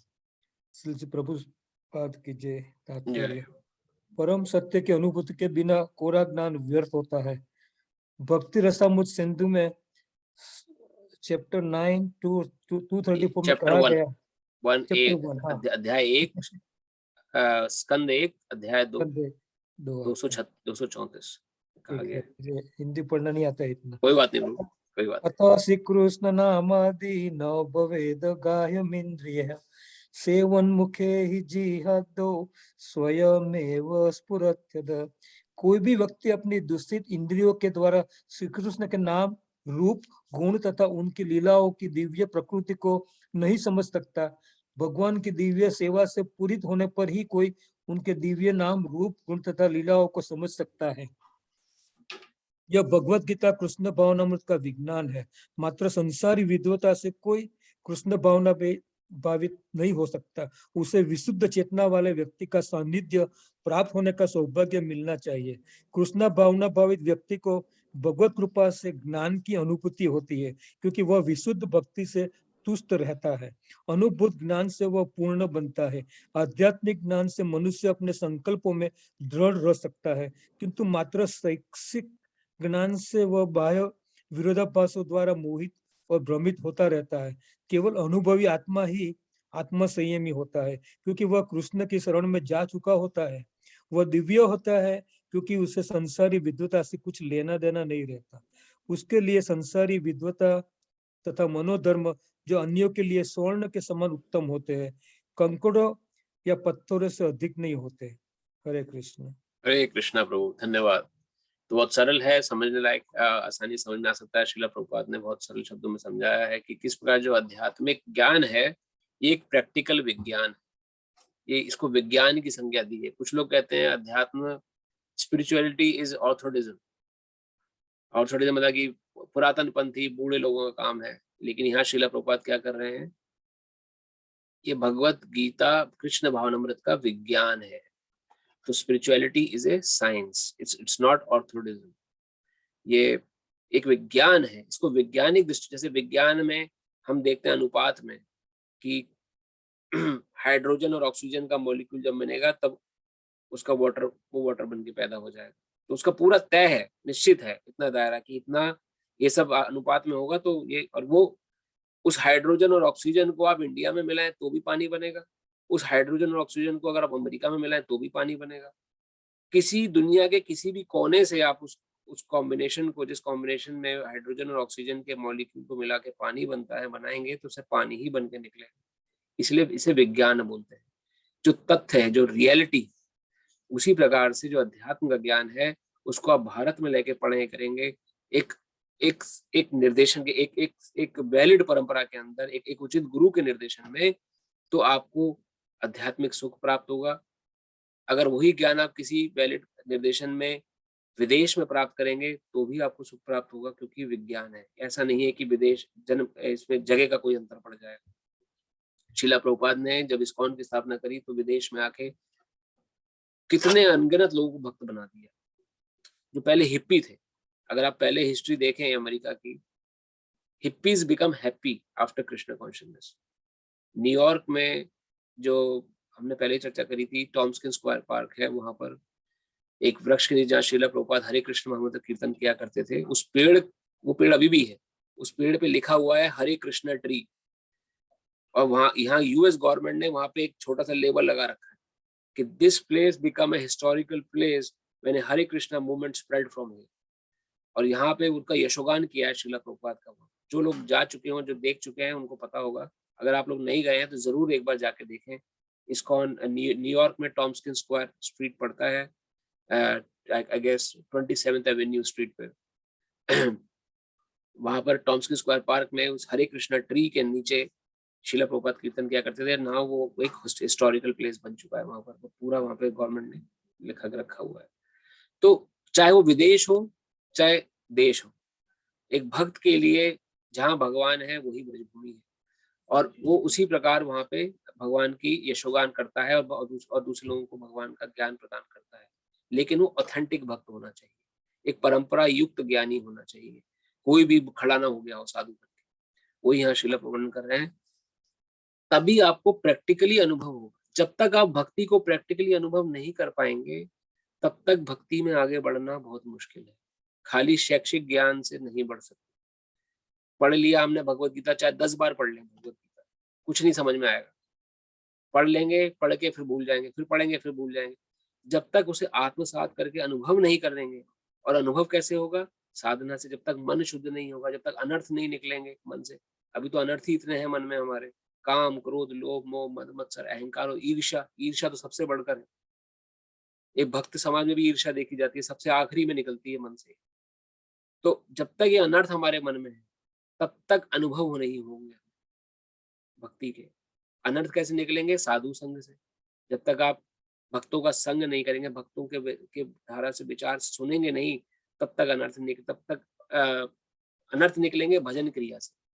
और भजन क्रिया अर्थात जब खुद भजन नहीं करेंगे आप, जब खुद भगवान नाम जप नहीं करेंगे। भजन क्रिया कब होगी? जब साधु संग करेंगे, भक्तों का संग करेंगे। भक्तों का संग में ही अगर कंजूसी कर लेंगे कि कौन करे भक्तों का संग, कौन मंदिर जाए, इतनी ठंड हो रही है, कौन कथा सुने, कौन भगवत गीता क्लास में जाए, अगर यही मन में चलता है तो मन तो नचा रहा है, हम नाच रहे हैं। तो ये सब लिंक्ड है आपस में। This is a process, 8 step process है भक्ति का। हम पहले भी चर्चा कर चुके हैं। स्टार्ट होता है श्रद्धा से। श्रद्धा रख के जो हमने पढ़ा वो सत्य है, इसमें कोई झूठ नहीं है, भगवान सत्य है। श्रद्धा रख के आगे बढ़ना है। हमें पहले दिखा दो जी, तब हम विश्वास करेंगे भगवान। ऐसे काम नहीं चलने वाला भक्ति क्षेत्र में। भगवान के दर्शन कानों से होंगे, आंख से नहीं हो पाएंगे। तक सुनेंगे नहीं तब तक भगवान के दर्शन नहीं कर पाएंगे। श्रद्धा रख के आगे बढ़ेंगे, तब आप साधु संग करेंगे। साधु संग करने के बाद भजन क्रिया, खुद भजन करेंगे, खुद नाम जप करेंगे, तब जाके चौथी स्टेज पे अनर्थ निवृत्ति। अनर्थ निकलने मन से खत्म होंगे। अनर्थ यानी कि हमारे मन में जो बुराइयां हैं, हमारे अंदर जो हम खुद जानते हैं हमारे अंदर क्या बुराइयां हैं, ये कब निकलेंगी? जब हम भजन क्रिया करेंगे, जब भगवान का नाम जप करेंगे, भगवान के भक्तों का संग करेंगे। जब अनर्थ निकलने शुरू होंगे तब जाके निष्ठा आएगी। पहले श्रद्धा थी जो कि कोमल श्रद्धा है। कोई भी डगमगा सकता है, अरे क्या भक्ति कर रहे हो, अभी तुम्हारी उम्र है, बुढ़ापे में करना जाके, अभी तो मजे करने के बाद। अभी यूएस आए हो, अभी आप यूएस में मजे करो, क्या भक्ति क्षेत्र लेके बैठ गए? तो कोमल श्रद्धा वाला व्यक्ति डगमगा जाता है। लेकिन यही श्रद्धा जब निष्ठा बन जाती है तो निष्ठा बनने के बाद कोई नहीं डगमगा सकता फिर आपको।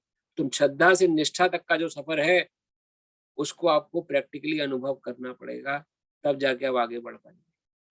वरना भगवत गीता एक कान से सुनी दूसरे से निकल जाती है, समझ ही नहीं आएगी। वही यहाँ श्रील प्रभुपाद वर्णन कर रहे हैं कि कोई व्यक्ति अपनी दूषित इंद्रियों द्वारा श्री कृष्ण के नाम रूप गुण की लीलाओं का दिव्य प्रकृति को नहीं समझ पाएगा। ये इंद्रियां जब तक दूषित हैं, जब तक इन पे लगाम नहीं कसी हुई है, तब तक भगवान कृष्ण संबंधी विज्ञान है क्या समझ ही नहीं आएगा। कितना ही सुन लें आप, सिर के ऊपर से निकल जाएगा बिल्कुल।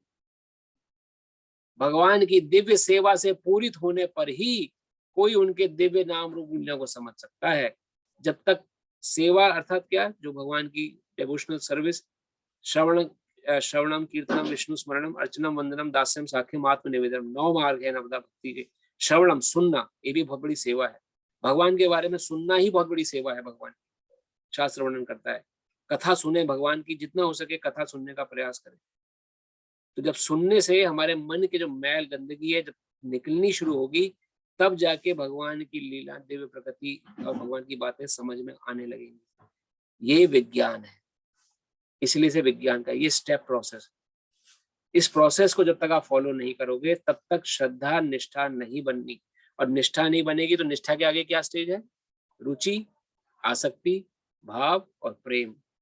तब तक रुचि जागृत नहीं होगी भक्ति क्षेत्र में, और रुचि जब तक जागृत नहीं होगी तो भगवान से आसक्ति नहीं होगी, संसार से आसक्ति बनी रहेगी। संसार में जो कमा लिया उससे आसक्ति होगी, पैसे से आसक्ति होगी, परिवार से आसक्ति होगी, घर गृहस्थी से आसक्ति होगी, नौकरी से आसक्ति होगी, या किसी भी चीज से आसक्ति रहेगी, भगवान से आसक्ति नहीं होगी। और अगर सांसारिक वस्तुओं से आसक्ति बनी रही और शरीर छूट गया उसमें, तो दोबारा से संसार में आना पड़ेगा, क्योंकि संसार से आसक्ति खत्म नहीं हुई थी। संसार से आसक्ति खत्म नहीं हुई तो फिर से मनुष्य शरीर मिल गया तो बहुत अच्छी बात है, नहीं मिला तो पता नहीं कौन सी योनि में मनुष्य शरीर लेके जन्म लेना पड़ेगा। वृक्ष भी बन सकते हैं, वृक्ष बन के पैदा हो गए तो सर्दी गर्मी बरसात बन के खड़े रहना पड़ेगा। एक वृक्ष की उम्र 1000 साल, 5000 साल, 6000 साल वृक्ष जीता है।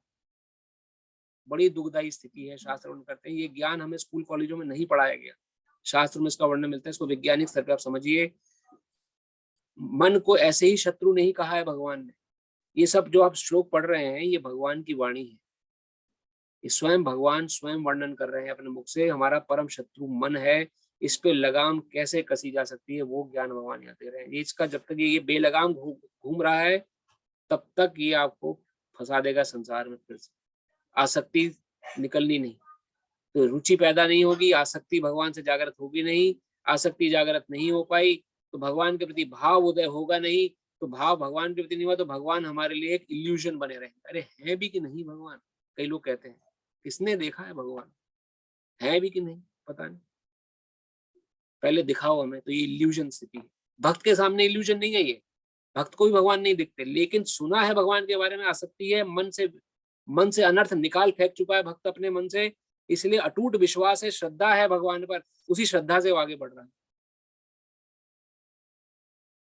लेकिन वो श्रद्धा जब तक नहीं आएगी, कोमल श्रद्धा, हमारे कोमल भाव रहेगा, तो वो भगवान के प्रति भाव स्थिति आएगी नहीं और मन में इल्यूजन बना रहेगा बस, और उसी इल्यूजन में शरीर छूट जाएगा। क्योंकि लिमिटेड समय है हम सबके पास। मैं ऐसे ही परेशान, मैं ऐसे भी बोल रहा हूँ कि मैं भी अपने गुरु से जब सुना है, हमारे गुरु महाराज जी वर्णन करते हैं, एक जैसे कमल के पत्ते पर पानी की बूंद बैठी होती है, कभी भी गिर सकती है उसके ऊपर, कमल के पत्ते इधर कभी फिसल सकती है, वैसी हमारी स्थिति है। अगले क्षण क्या हो जाए हम में से किसी को नहीं पता अपने बारे में।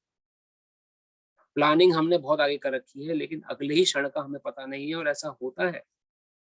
हो सकता है हम, अब कोई है हमारे बीच में जो गारंटी ले सकता है अगले क्षण की? मैं नहीं ले सकता कम से कम। हमें अगले क्षण का, ये बात हमारी अभी संसार के प्रति इतनी आसक्ति है, भगवान का ज्ञान अभी नहीं लिया, तो कितनी ऐसी स्थिति है हमारी। लेकिन फिर भी भक्तगण वर्णन करते हैं बहुत ही सुंदर तरीके से, जब आपको ज्ञान हो जाए तभी हरिनाम का सहारा ले लो, पकड़ लो हरिनाम को कस के। भगवान के नाम में, भगवान के रूप में, भगवान के प्रसाद में, भगवान के दर्शन में, भगवान के विग्रह में कोई अंतर नहीं। शास्त्रवाणी है। जिसने भगवान के विग्रह को भगवान रूप में देखता है, जो भगवान के नाम को, भगवान के नाम में स्वयं भगवान में भगवान का नाम जब निरंतर रूप से करता है, वो पूर्ण प्रोटेक्टेड है, बचा हुआ है। कम से कम मनुष्य शरीर तो मिलेगा, गारंटेड है। शास्त्र यहाँ वर्णन करते हैं अगर कुछ भी नहीं, भक्त नहीं बन पाए, दोबारा संसार में भी आना पड़ा, तो मनुष्य शरीर बन के तो पैदा हो गई अगर भगवान का नाम जप करके शरीर छूटा, उतना तो कम से कम हम संभाल लें। तो यहाँ वर्णन है, इस ज्ञान को हमें वैज्ञानिक दृष्टिकोण से समझना है। ये कोई ऐसी ऑथोरिटिज्म नहीं है, ये स्टेप्स पार करने पड़ेंगे हम। श्रद्धा, साधु संग, भजन क्रिया, अनर्थ निवृत्ति, निष्ठा, रुचि, आसक्ति, भाव, प्रेम, ये 8 स्टेप्स का प्रोसेस है भक्ति का। इस प्रोसेस को अगर हम नहीं फॉलो करेंगे तो हमें अनुभव नहीं होने वाला। तो यही वह शीला प्रभुपाद वर्णन कर रहे हैं। कृष्ण भक्ति को भगवत कृपा से ज्ञान की अनुभूति होती है, क्योंकि वह विशुद्ध भक्ति से तुष्ट रहता है। अनुभूत ज्ञान से वह पूर्ण बनता है। आध्यात्मिक ज्ञान से मनुष्य अपने संकल्पों में दृढ़ रह सकता है, किंतु मात्र शैक्षिक ज्ञान से बाह्य विरोधाभास द्वारा, बाह्य विरोधाभास क्या है आप सभी समझ सकते हैं। भगवद गीता पढ़ने जा रहे हैं, लेकिन हमने बिलबोर्ड देख लिया जी आज एक नई मूवी रिलीज हुई है, चलो देखते हैं, आज फ्री डे, फर्स्ट शो, आकर्षित हो गया मन, भगवद गीता को भूल गए, या भगवान चर्चा करने जा रहे थे भूल गए। तो बाह्य विरोधाभास से तुरंत मोहित और भ्रमित हो जाता है व्यक्ति। जिसका मन कंट्रोल नहीं है वो बहुत जल्दी भ्रमित होता है। केवल अनुभवी आत्मा से ही आत्म संयमी होता है, क्योंकि वह कृष्ण की शरण में जा चुका होता है। वह दिव्य होता है और क्योंकि उसे संसारिक विद्वता से कुछ लेना देना नहीं रहता। उसके लिए संसारी विद्वता तथा मनोधर्म, जो अन्यों के लिए स्वर्ण के समान उत्तम है, कंकड़ और पत्थरों से अधिक नहीं होता। जिसने लक्ष्य कृष्ण को बना लिया है, उसके लिए संसार में चाहे उसे सराखों में बैठा दिया जाए या उसे कंकड़ पत्थर मिल जाए, उसे कोई परवाह नहीं है, क्योंकि उसका लक्ष्य कृष्ण है।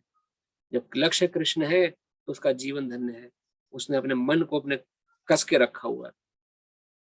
तो इसलिए जब मन कसा हुआ है तो इसलिए उसे सुख दुख शोक संताप कुछ नहीं सताते, सब लिंक्ड है आपस में। इसलिए साइंस है, इसलिए विज्ञान बोला गया है।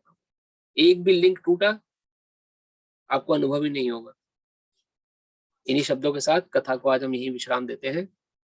आपसे प्रार्थना है आप सब बने रहे। कोई आपके मन में प्रश्न हो तो हम अभी 5 मिनट प्रश्न पे चर्चा कर सकते हैं, आज के शीर्षक को लेके, या कोई भी प्रश्न हो।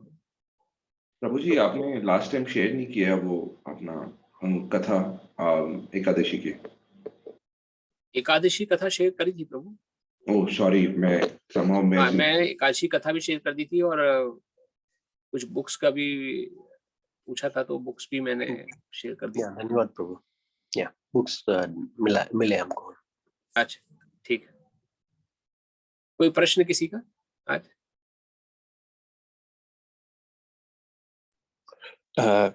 एक प्रश्न कृपा। पूछिए प्रभु जी। जी क्या 8 चीजों भक्ति के लिए जरूरी है? प्रेम, भाव, आसक्ति, रुचि, निष्ठा, साधु संग, श्रद्धा। लेकिन एक अंतर कैसी है? मैं अगर आपका प्रश्न सही समझा हूं तो आपने बोला कि क्या चीज भक्ति के लिए जरूरी है? 8 चीजों, लेकिन प्रेम, भाव। तो आप शुरू से प्रयास करते हैं। सबसे पहले है श्रद्धा, साधु संग, निष्ठा, रुचि, आसक्ति। उसको सीक्वेंस में आते हैं प्रभु जी। श्रद्धा के बाद होता है साधु संग।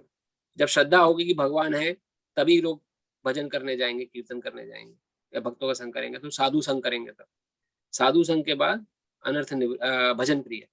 जब सुनेंगे साधुओं से खुद भजन करने का मन होगा तो भजन क्रिया। चौथा हैगा अनर्थ निवृत्ति। चौथी स्टेज पर अनर्थ जाने मन से शुरू हो जाते हैं, बुराइयां मन से खत्म होने लग जाती हैं जब हम खुद भजन में लिप्त होते हैं। भजन क्रिया के बाद निष्ठा, 5th स्टेज इज निष्ठा।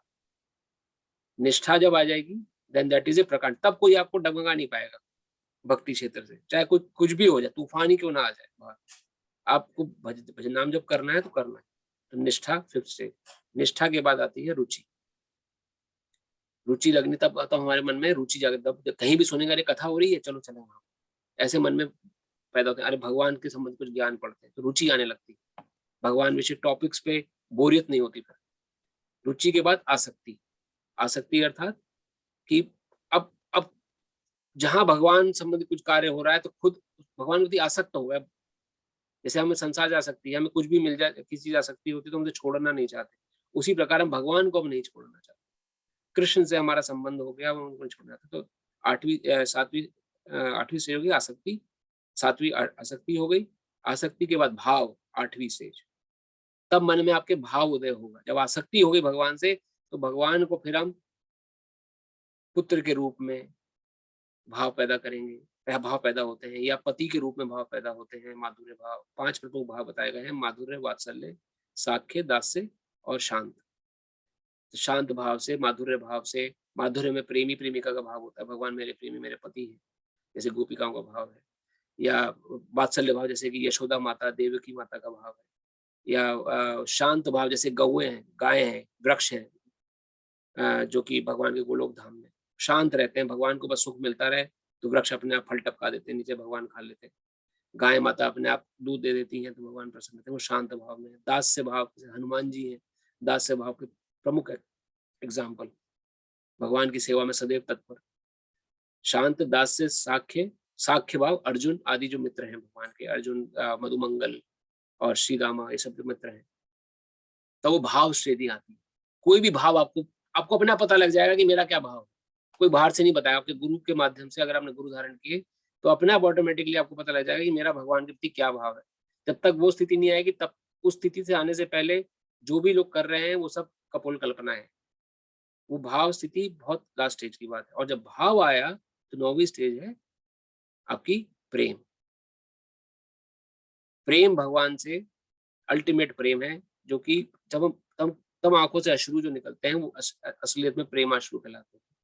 उससे पहले कई बार हम पूजा कर रहे हैं तो कई बार ऐसा होता है मंदिर में कि हमारी आंखों से आंसू निकला है, लेकिन वो समय हम ये ना समझने भूल करें कि हम भगवान के प्रेमी हो गए बहुत बड़ी, क्योंकि उसी समय तुरंत अगले क्षण हम संसारिक में भी फंस जाते हैं। प्रेम स्थिति प्राप्त करने के बाद संसार से कोई लेना देना नहीं रहता। तो ये स्थिति है प्रभु। Does that help, Greg प्रभु? हाँ, तो भजन क्रिया अलग अलग चरण है ना? भजन क्रिया अर्थात कि नाम जप करना, नाम जप से प्रारंभ होती है। जैसे हरे कृष्ण महामंत्र का जप करने को हम बोलते हैं। आप जब भी आपको समय मिले 5 मिनट 10 मिनट, वैसे तो कहा गया शास्त्रों में 16 माला जप करनी चाहिए। एक माला में 108 बार हरे कृष्ण महामंत्र बोला जाता है। 16 माला में 16 गुणा 108, 16 टाइम्स 108। तो इतनी बार अगर आप जप करें 16 माला, तो इतनी बार ही हम दिन में सांस लेते हैं ऊपर नीचे।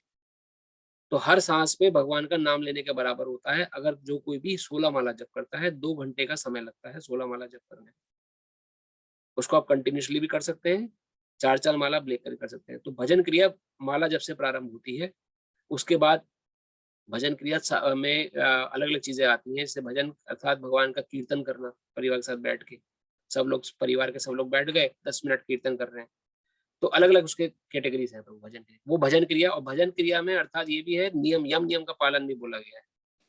जो नियम है, जैसे कि 4 नियम है, मांसाहार नहीं करना, मदिरापान नहीं करना, प्याज लहसुन नहीं खाना, मांस मच्छी अंडा नहीं खाना, पर स्त्री माता समान, पर पुरुष पिता समान। ये 4 नियम का पालन भी भजन क्रिया के अंतर्गत आता है।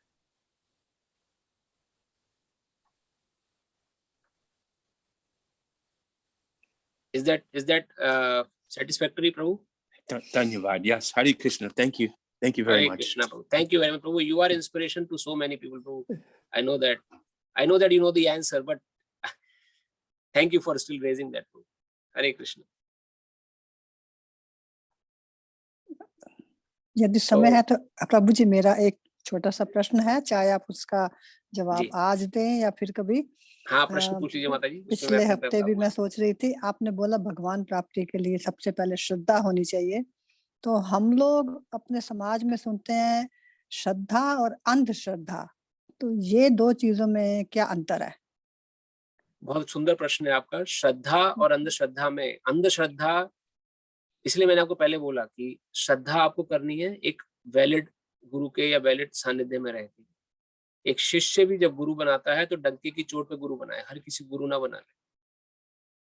और श्रद्धा भी और अंधश्रद्धा जब हम करते हैं, जब हमें इसका ज्ञान नहीं होता। किसी ने थोड़ी सी भी अगर जादूगिरी कर दी, अष्ट सिद्धियां हैं, 8 सिद्धियां वालों को भी लोग भगवान के दृष्टिकोण देखते हैं। अणिमा, लघिमा, प्राप्ति, शाष्टि, प्राकम्य और कामावसायिता सिद्धि, ये हमने चर्चा करी थी। ये अष्ट सिद्धियां जो जादू टोना करते हैं, पानी पे चलते हैं या अपनी सांस रोक लेते हैं, जमीन से उड़ जाते हैं, ये भगवान नहीं है। अगर हमें श्रद्धा रखनी है तो हमें पहले देखना है कि जो ज्ञान हम ले रहे हैं, आध्यात्मिक ज्ञान, ये किसी उपयुक्त परंपरा के अंतर्गत आ रहा है कि नहीं आ रहा है। अगर आपने जो 4 वैलिड परंपराएं मैंने आपको बताई, ब्रह्मादि, माधव गौड़ीय संप्रदाय, रुद्र संप्रदाय, श्री संप्रदाय और निम्बार्क संप्रदाय, इन संप्रदायों के अंतर्गत रह के आप कोई भी आध्यात्मिक ज्ञान लेंगे तो वो ऑथेंटिक एक वैज्ञानिक ज्ञान है भगवान संबंधित। आपको दर्शन भगवान के होंगे ही होंगे अगर आपने प्रोसेस फॉलो किया है, 8 स्टेप प्रोसेस। अगर आपने इन वैलिड परंपराओं से हटके कहीं भी किसी को भी गुरु बना लिया, अंधश्रद्धा रख के किसी को भी कुछ आपने कर लिया, या कोई भी आपके गुरु का दृष्टिकोण से रख रहे हैं और वो किसी परंपरा से संबंधित नहीं है, तो उसकी कोई गारंटी नहीं। तो अध्यात्म भी ऐसा नहीं है कि अध्यात्म कोई भी कर लेगा और खुद पता लग जाएगा। अंधश्रद्धा वैसे वास्तव में श्रद्धा वाला व्यक्ति है, उसको पता लगता है कि श्रद्धा में किसी की रखी है तो उसका कोई उसका उसे रिजल्ट सामने खुद देखने को मिलता है। और अगर आप सही रूप से भगवान की शरणागति में है और एक वैलिड गुरु के संपर्क में है तो ऐसे स्वादुओं से अपने आप बच जाएंगे आप, जो कि खाली पैसे के बल पर लोगों को भक्त बनाते हैं या शिष्य बनाते हैं।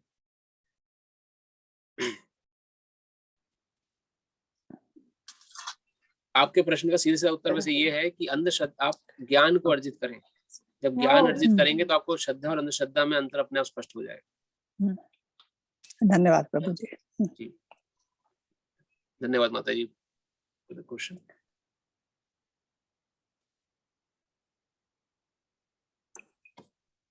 अगर और कोई प्रश्न नहीं तो हम कथा को ही विश्राम देते हैं। आप सभी से प्रार्थना है कि आप हमारे साथ बने रहें और आते रहें। आप आते हैं तो हमें प्रेरणा मिलती है और हम भगवद गीता 6ठे चैप्टर को समापन करके फिर हम भक्ति योग प्रारंभ करेंगे। इसलिए थोड़ा जो हम स्टार्टिंग में हम प्रयास करते हैं वो भक्ति का थोड़ा टच दे रहे हैं, किस प्रकार से भक्ति योगी का भाव होता है, जो कि सर्वोपरि भाव है। और आपके समय मिले तो आप अपने घर में परिवार सहित नाम जप जरूर करें। भगवान के नाम में और भगवान स्वयं में कोई अंतर नहीं है। हरि नाम से बढ़कर कोई सहारा नहीं है।